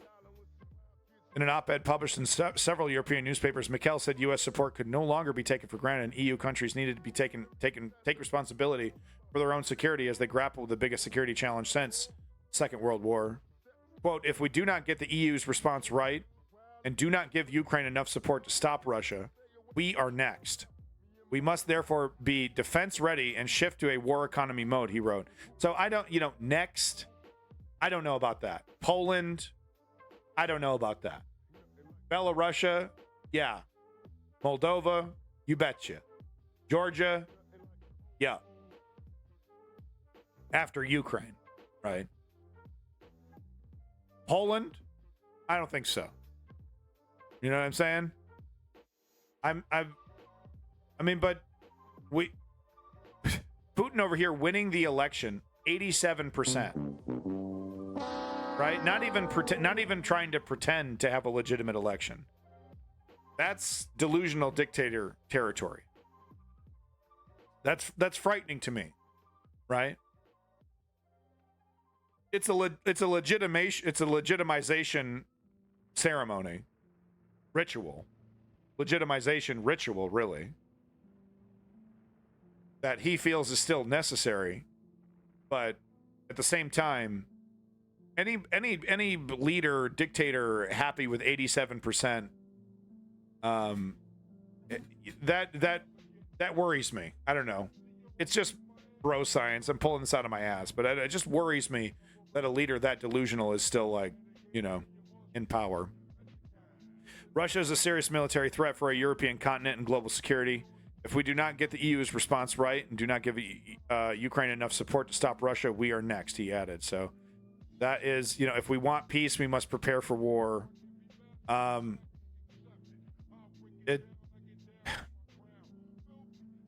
This is the exact opposite thing. You know, I marched against this. You know what I mean? Against the Iraq war, against the Afghanistan war, against, you know, we want to slow down. We want to slow down the proliferation of weapons. We want to stop this. But we have no control over Russia. We have no control over Russia. I don't feel comfortable saying that if NATO wasn't NATO and NATO didn't act the way that it did, Russia wouldn't have invaded Ukraine. I don't think that's true. Russia didn't invade Ukraine because of NATO. Russia invaded Ukraine because of their burgeoning independence, their democracy. Russia was perfectly happy with Ukraine being basically a vassal state, very similar to Belarus, right? You know, just some, oh, sure, you got your own name, that's cute, but, you know, you're you know, the people that are in charge, Belarus but the people that are in charge are basically, you know, Russia connected, you know, some way, you know, they're basically holding down control, and that's okay. That's the kind of independence that you're allowed to have. But no, with Zelensky, overwhelming popularity of Zelensky, and then of course the constitution changes that said specifically we want to join NATO, which said specifically we want independence from Russia, true, real independence. But I mean, it wasn't the NATO, it was the independence. The reason why they're against NATO is because it offers real independence. It's off the chart. It's off the you know, I guess maybe I'm convincing myself, because I guess maybe technically, if that's true, then maybe it is technically true that. But no, because if NATO wasn't part of the Constitution in Ukraine, the Zelensky election and the burgeoning democracy and the separation, the independence of Ukraine, regardless of whether they put NATO in the Constitution, Russia still would have done something. They would have done something. You know, I mean, who knows if they would have done a full-blown invasion? Maybe they would have tried to do a more targeted coup. But it was Ukraine's independence that was the threat to Russia. And yeah, NATO is not far behind. But even if NATO, though, what I'm trying to say is that, like, NATO, because, like, you know, NATO is part of the Ukrainian constitution, right? That was a reform that was made. And Chem Goblin, please correct me if I'm wrong. Was that a reform that was made during Zelensky's, you know, first couple years in charge? Right? Like, so I don't think if that was left out completely, we would still have Russia doing something about having more control over Ukraine. Full-blown invasion, I mean, who knows? But that's so fucked up though, right? Because that's it's Ukraine's right to join NATO. You know, it's Finland's and Sweden's right to join NATO. China doesn't have a right to invade Finland because they disagree with Finland's decision to join a military alliance. It's outrageous. You know, that's like the United States punishing Iran, right, for its military alliances that it doesn't like. All right, I guess I've talked myself in pretzels enough on this subject right here, but it's just like, you know, it's tough to talk about this though, because NATO is not an innocent organization. NATO is absolutely 100%. I'm not arguing this. NATO was 100% acting belligerently towards Russia. You don't put missiles on the border of a country and, oh, we're just doing it for us. Just make us feel better. Okay, and the classic example is, well, what if Russia had a military, alliance with Mexico or Canada, you know, and put what if Russia put missiles on the Mexican border, pointed at the United States and said, well, it's just for us, just make us feel better. We're all going to sit and chill about that. We're going to be really chill about that in America. Really? So it's hard to talk about this though, because NATO is not squeaky clean, all innocent. We just want world peace. Right. But you know, what do you do with a maniac like Putin, who does the stupidest thing geopolitically that you could do if you hate NATO, and you just go ahead and make NATO super correct? You just, yep, 100% nailed it, fucking nailed it. You just do exactly what NATO wants you to do. And that's exactly what Putin did. What do you do with that? You can't throw away, you can't just ignore the criticisms of NATO being an extension of the U.S. military-industrial complex and the U.S. empire. You can't just throw that away. But here we have the boogeyman that, you know, that for decades, you know, and people were buying into it. Germany was buying into it. Sweden and Finland were buying into this idea that Russia, hey, maybe Russia's not so bad. Maybe we should close some of these NATO bases. Maybe we should reduce the pressure on Russia so that we can, you know, accept them into the international community and stop being belligerent against Russia. Right? It's just difficult to talk about some of this stuff because I want to be anti-war, but I can't be consistent on that. I'm not a pacifist. I don't believe in victimization. I don't believe in bullying. I don't think you can stick a gun in someone's face and force them to do something against their will. I don't think that's morally correct.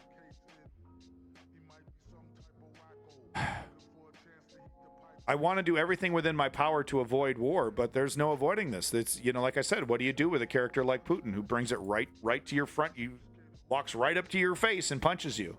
Is what you going to do about it?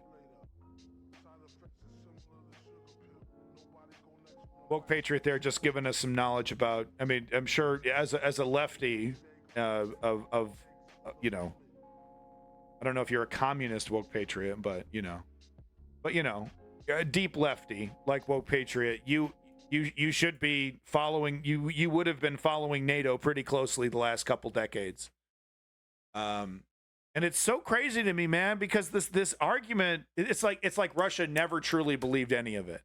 And they truly never believed it, and they actually did not know how convincing their argument was. Like, people, NATO was like not popular pre-invasion. It was not a popular organization. There were a lot of big countries, like I said, Germany, who was like, NATO should back the fuck up, right? If we want to be honest actors here, we want to stop lying to ourselves. NATO should back up. And all of that, like a 180, Germany reignited their military-industrial complex that they haven't since World War II. They had a small defense budget, but they like quintupled it. Now they're like, oh yeah, no, we need to make missiles, artillery shells, armor, guns. you know, I don't know. Maybe they know something we don't, guys. I don't know. Maybe the entire European Union knows something we don't. I don't know, guys. It's funny, right? Some countries will shock you sometimes with their competency, and then other times utterly appall you with their incompetency. And and you're like, how can these two things be the same? How can you pump out a vaccine in less than a year and save save hundreds of millions of lives with this life-changing vaccine? Normally takes 5-10 years to create a vaccine. You can do that, but you can't remove the filibuster bill. You can't, or the filibuster. We can't remove the filibuster. It's just how are these two things true? Nothing is true. Everything is funny. Thank you for that follow, Simon. Germany only contributed 1% GDP to NATO, even though they committed 2%. Who fucking cares? What, do you agree with Emperor Flumpy Tumpy that it's cool? It's cool for a country to attack a NATO country if they don't pay their bills. With that said, I do think those obligations should be met, but I'm not tripping about it. I'm not fucking tripping about it. All right. Speaking of tripping, let's move on to Haiti. I got to get through this. I got to take care of my kid. Hey, babe, how much time do I have? Okay, maybe 20 more minutes. Try to zip through this. But I wanted to do an update on Haiti. The gang violence has reached, some of the more, as they call them, upscale areas. And it's funny that these areas are considered upscale because they look like the buildings look terrible and everyone is dressed. I guess upscale means they have access to washers and dryers. This is so crazy. Who decided these are upscale? Who's describing these as upscale is what I want to know. Just to your point that they let their priorities shift.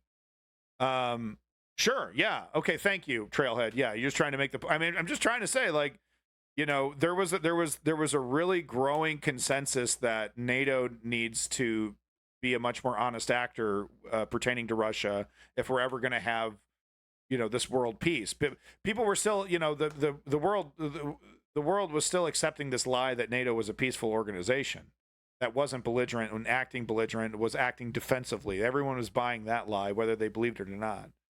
But all that's out the window, and that decades of legitimate criticism against that, like I said, extension of the military-industrial complex of the United States is all thrown away. I mean, just and as a leftist, how the hell can you stay consistent and anti-war when you got characters like Putin running around, fucking cartoon villains basically with their own version of history?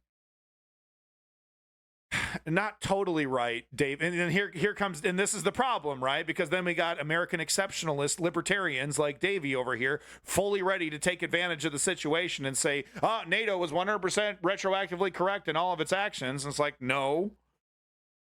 And NATO is littered with mistakes and all kinds of problems.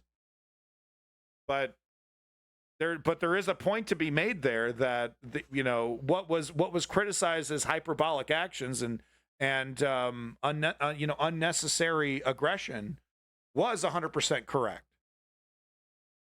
So now as a leftist, I got to go all the way back. I got to fucking completely reformat the NATO part of my brain and completely go through the whole history of NATO again to figure out, okay, what were they right about and what were they wrong about? What's the totality of that? Vladimir Putin over here ruining my life. It does bother me that I'm not quite sure how to feel about NATO anymore.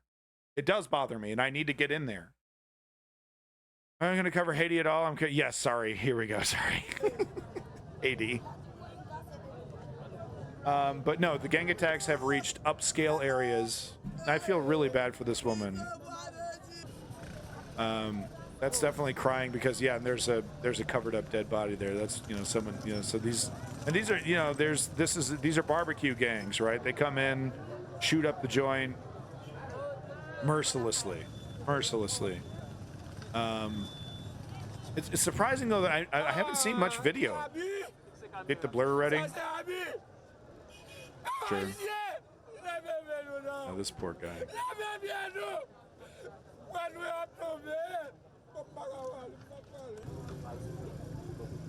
Yeah, so as you can see here, bodies loaded up.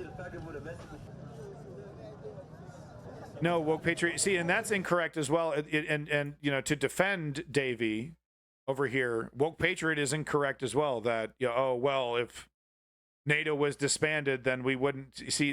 That's not the case. If NATO never existed, we might still be seeing this exact scenario play out with Ukraine and Russia. Yeah, extremely sad. Absolutely, Lenny. Just wanted to show that quick 60-second clip of just some raw footage there from the AP. But let's get into CNN giving us an update of what's happening on the ground. CNN finally got off its ass, by the way, and sent a reporter down there a couple days ago. Feels post-apocalyptic. This is basically the aftermath. Yeah, woke patriot. Thank you for Driving that. through the battlegrounds between gangs and police, we dodge massive craters and piles of burning trash. No, woke patriot, you're fucking wrong. Because, like I said, Russia was not threatened by Ukraine joining NATO. They were threatened by Ukraine demanding independence and having a legitimate democracy. And God forbid Ukraine start flourishing more and having more trade agreements with the West than Russia, and it starts flourishing more and more than Russia. No, it wasn't about NATO. It was about Ukraine showing that, you know, working with the rest of the world is actually more profitable than being a curmudgeon gas station like Russia is. So no, if NATO was closed, you know, was shut down soon after World War II, no, this might still have been happening. It might have been different, though. It might not have been a full-scale invasion. Like I said, it might have been a more, you know, targeted at Zelensky, and there might have been more factions that were, you know, less willing. Because like the invasion, it was like, okay, are you Ukrainian or are you Russian? Right? And you have to make a decision. But if there's no invasion, then you can start factioning. Oh, what do I get out of it? Corrupt politicians siding with Russia over Ukraine, that kind of shit. It might not have been a full-scale invasion, but Ukraine's independence would have been challenged by Russia regardless of NATO. Regardless of NATO.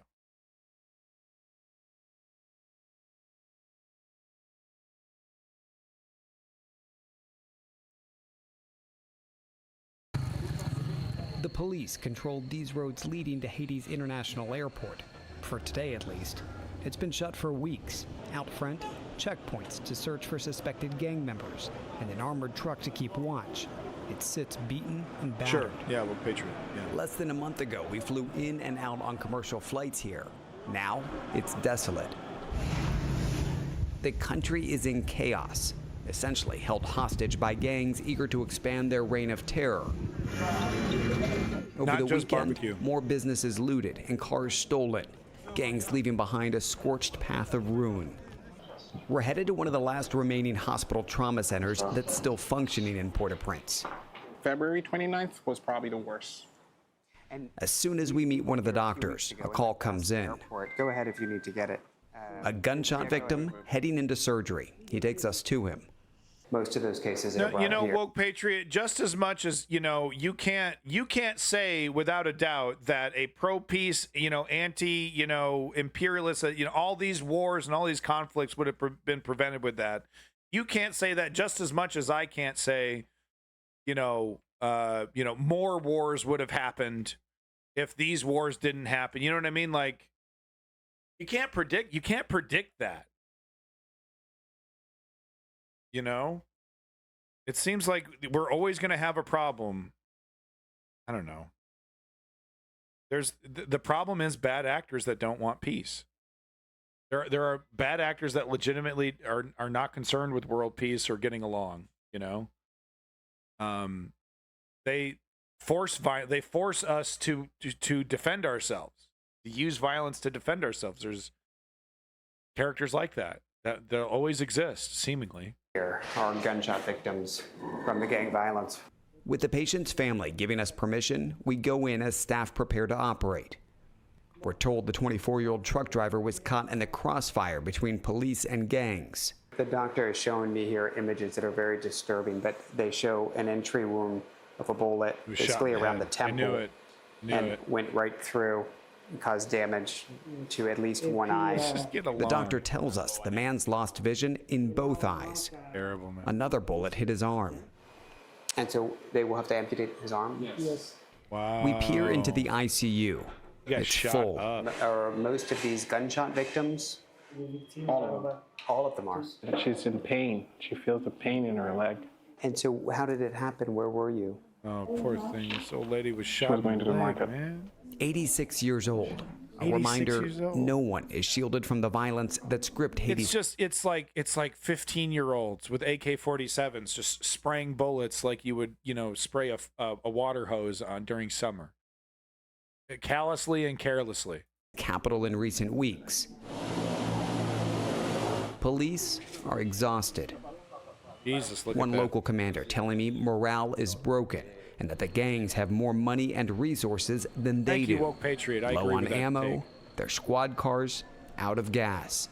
It is personal for the commander. He was forced out with his family from their own home, and now this is his home, essentially. Wow. The police, at least in this Looks like he's community, lucky to have a do mattress. have backup in the form of local residents. Do you feel like gangs are trying to move in and take this area? Yes, for sure. No, Cam While Goblin, many there community isn't. leaders call for peace, they admit they're tired of feeling threatened. So And I know I timed that person out, for obvious reasons, but I'm not denying that there are white supremacists in the Azov battalion and all that. This idea that there are, like that Ukraine is a Nazi country. It is absurd. Okay, especially when you look at Zelensky's election. Okay, these are the most pro-Jew Nazis I've ever seen in my life. Okay, what is this? Is this like Jews for Jesus? Jews for Hitler? Is that what this is? Jews for Nazis? Is that what this was in Ukraine? Okay, kind of a stretch, guys. much so, some have created their own checkpoints and barricades, staffed 24/7, redirecting traffic and determining who comes in. Not everyone gets out. You can see right here at this intersection, there's a massive burn pile. This is actually where the community takes justice into their own hands. Borderline. About a week ago was the most recent such case. They captured 4 suspected gang members. They brought him here. Why is he talking to us like we just walked up to an NPC and like we're getting some kind of side mission or something? He's like giving us the dirt. Why is he talking to us like this? What a weird way. Community takes justice into their own hands. About a week ago was the most got recent Blaze up such in here. case. Watch out.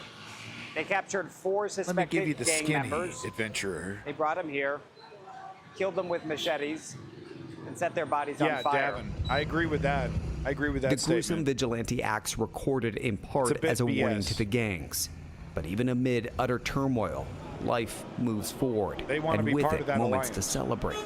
Outside a church, these bridesmaids excitedly awaiting their cue to walk down the aisle. Look at that. I mean, isn't that amazing? Life goes on, man. Isn't that something else? War-torn gang, peak gang violence. We got a wedding. Girls, we got a wedding. Isn't that amazing? I tell you what, man. Women are the most important element to a peaceful society. Respecting women, making women part of governing, so important. Because really, I mean, honestly, all this nonsense going, all this gangs and shooting up, what's the most important thing happening right now?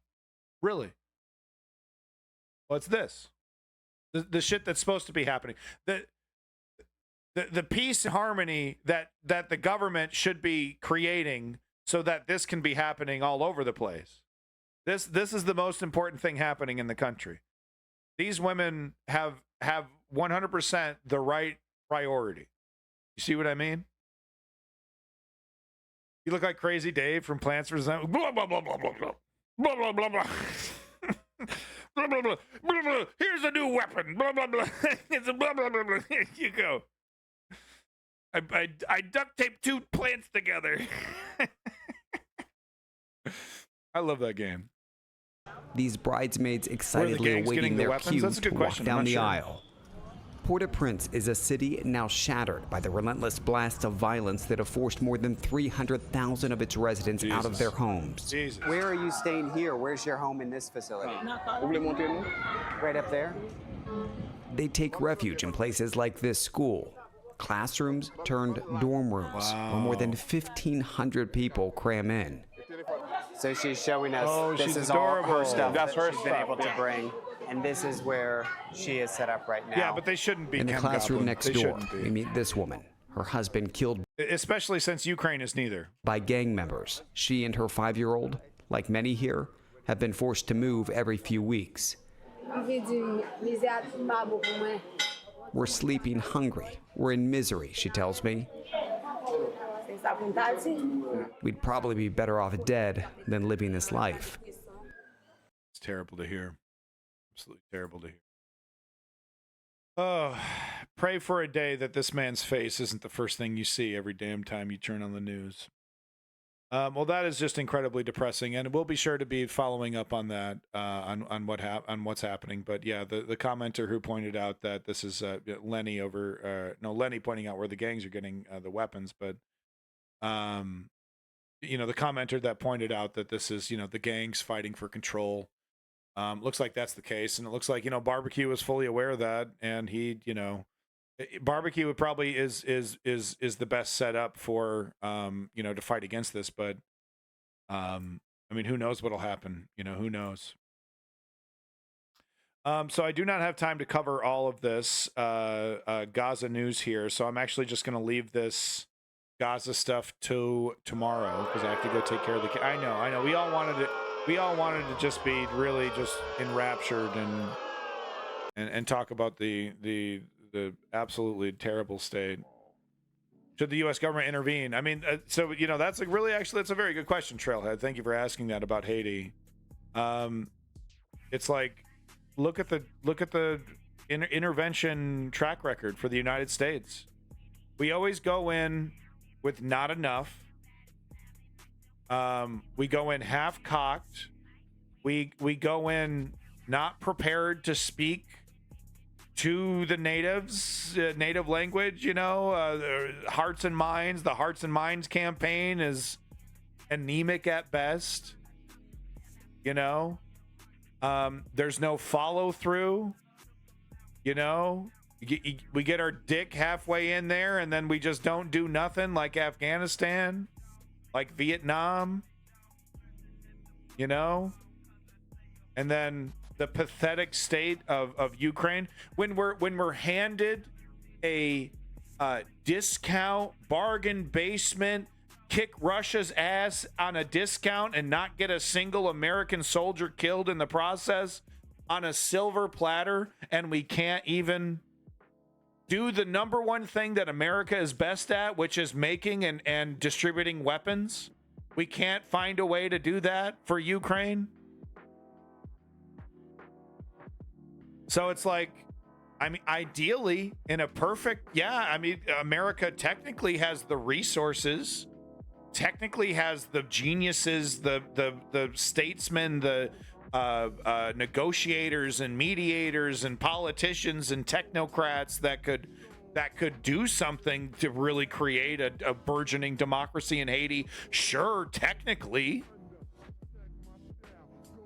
but all the examples, no follow through, going in half cocked, not ready to win hearts and minds, more willing to drop bombs than do anything else. It's like you're a house builder, but the only thing you're really good at is the demolition part, right? You're really stoked to get in there and start blowing holes into walls and ripping up the copper, right? But then you got to start building the house and you completely fall flat. You don't know what the fuck you're doing. You've never built a house properly. You don't even know what the hell's going on. So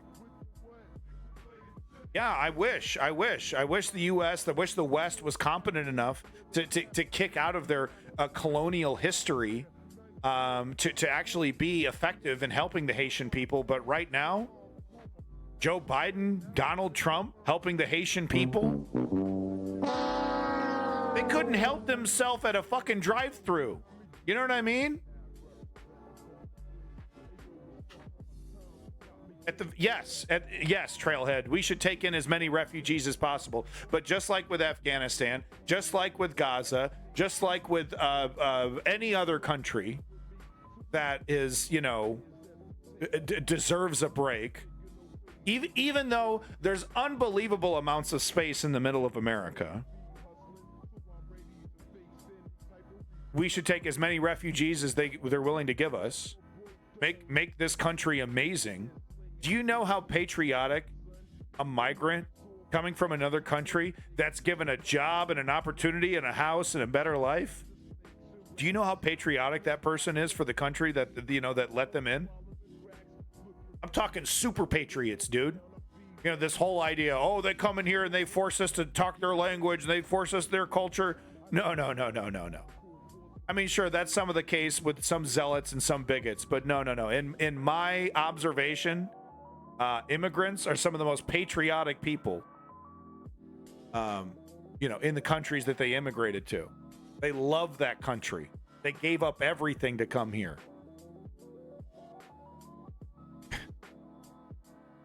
Whatever.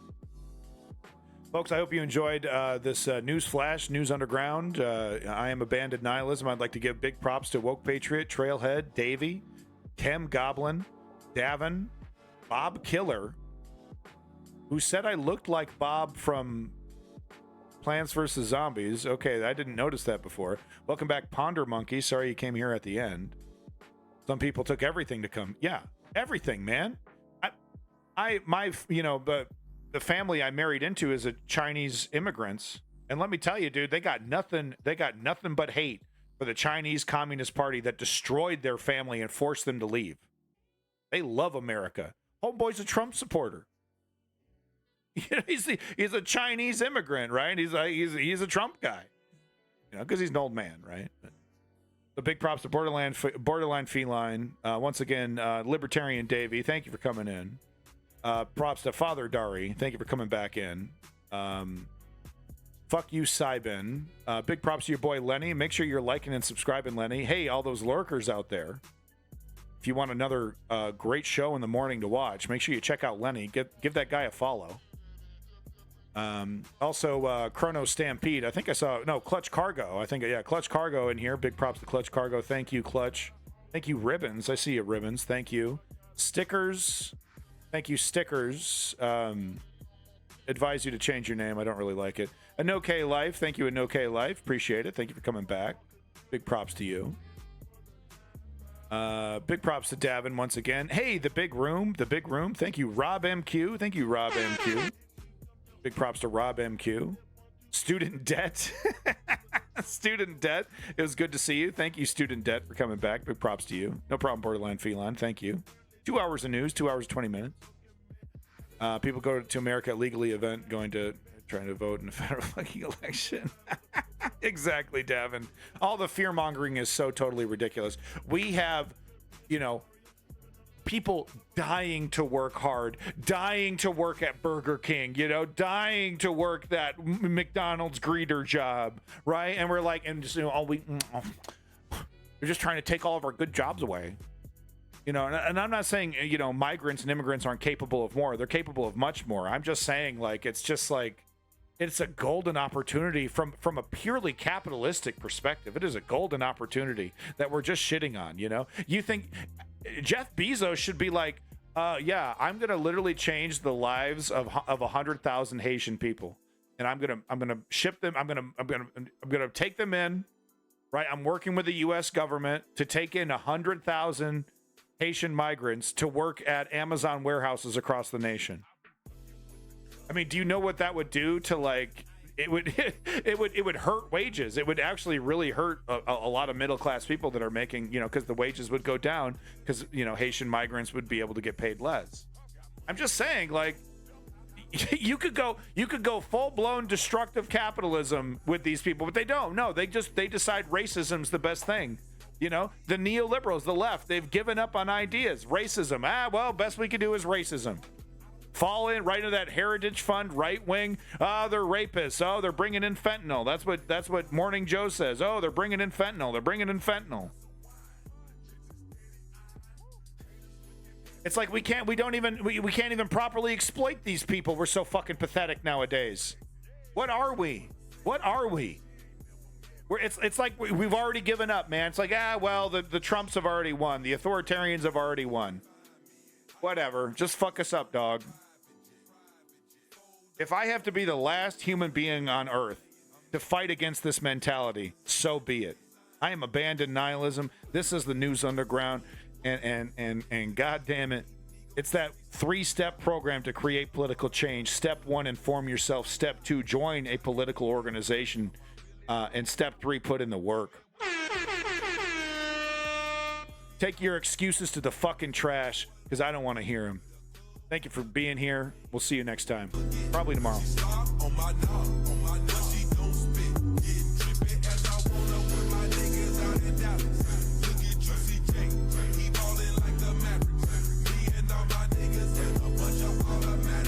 News Underground, baby.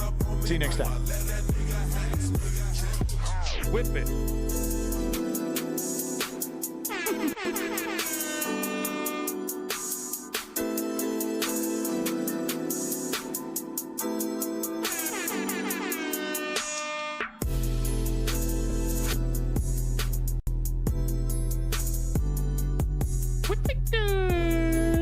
It's the only thing that's ever worked. Political activism. It's the only thing that's ever worked.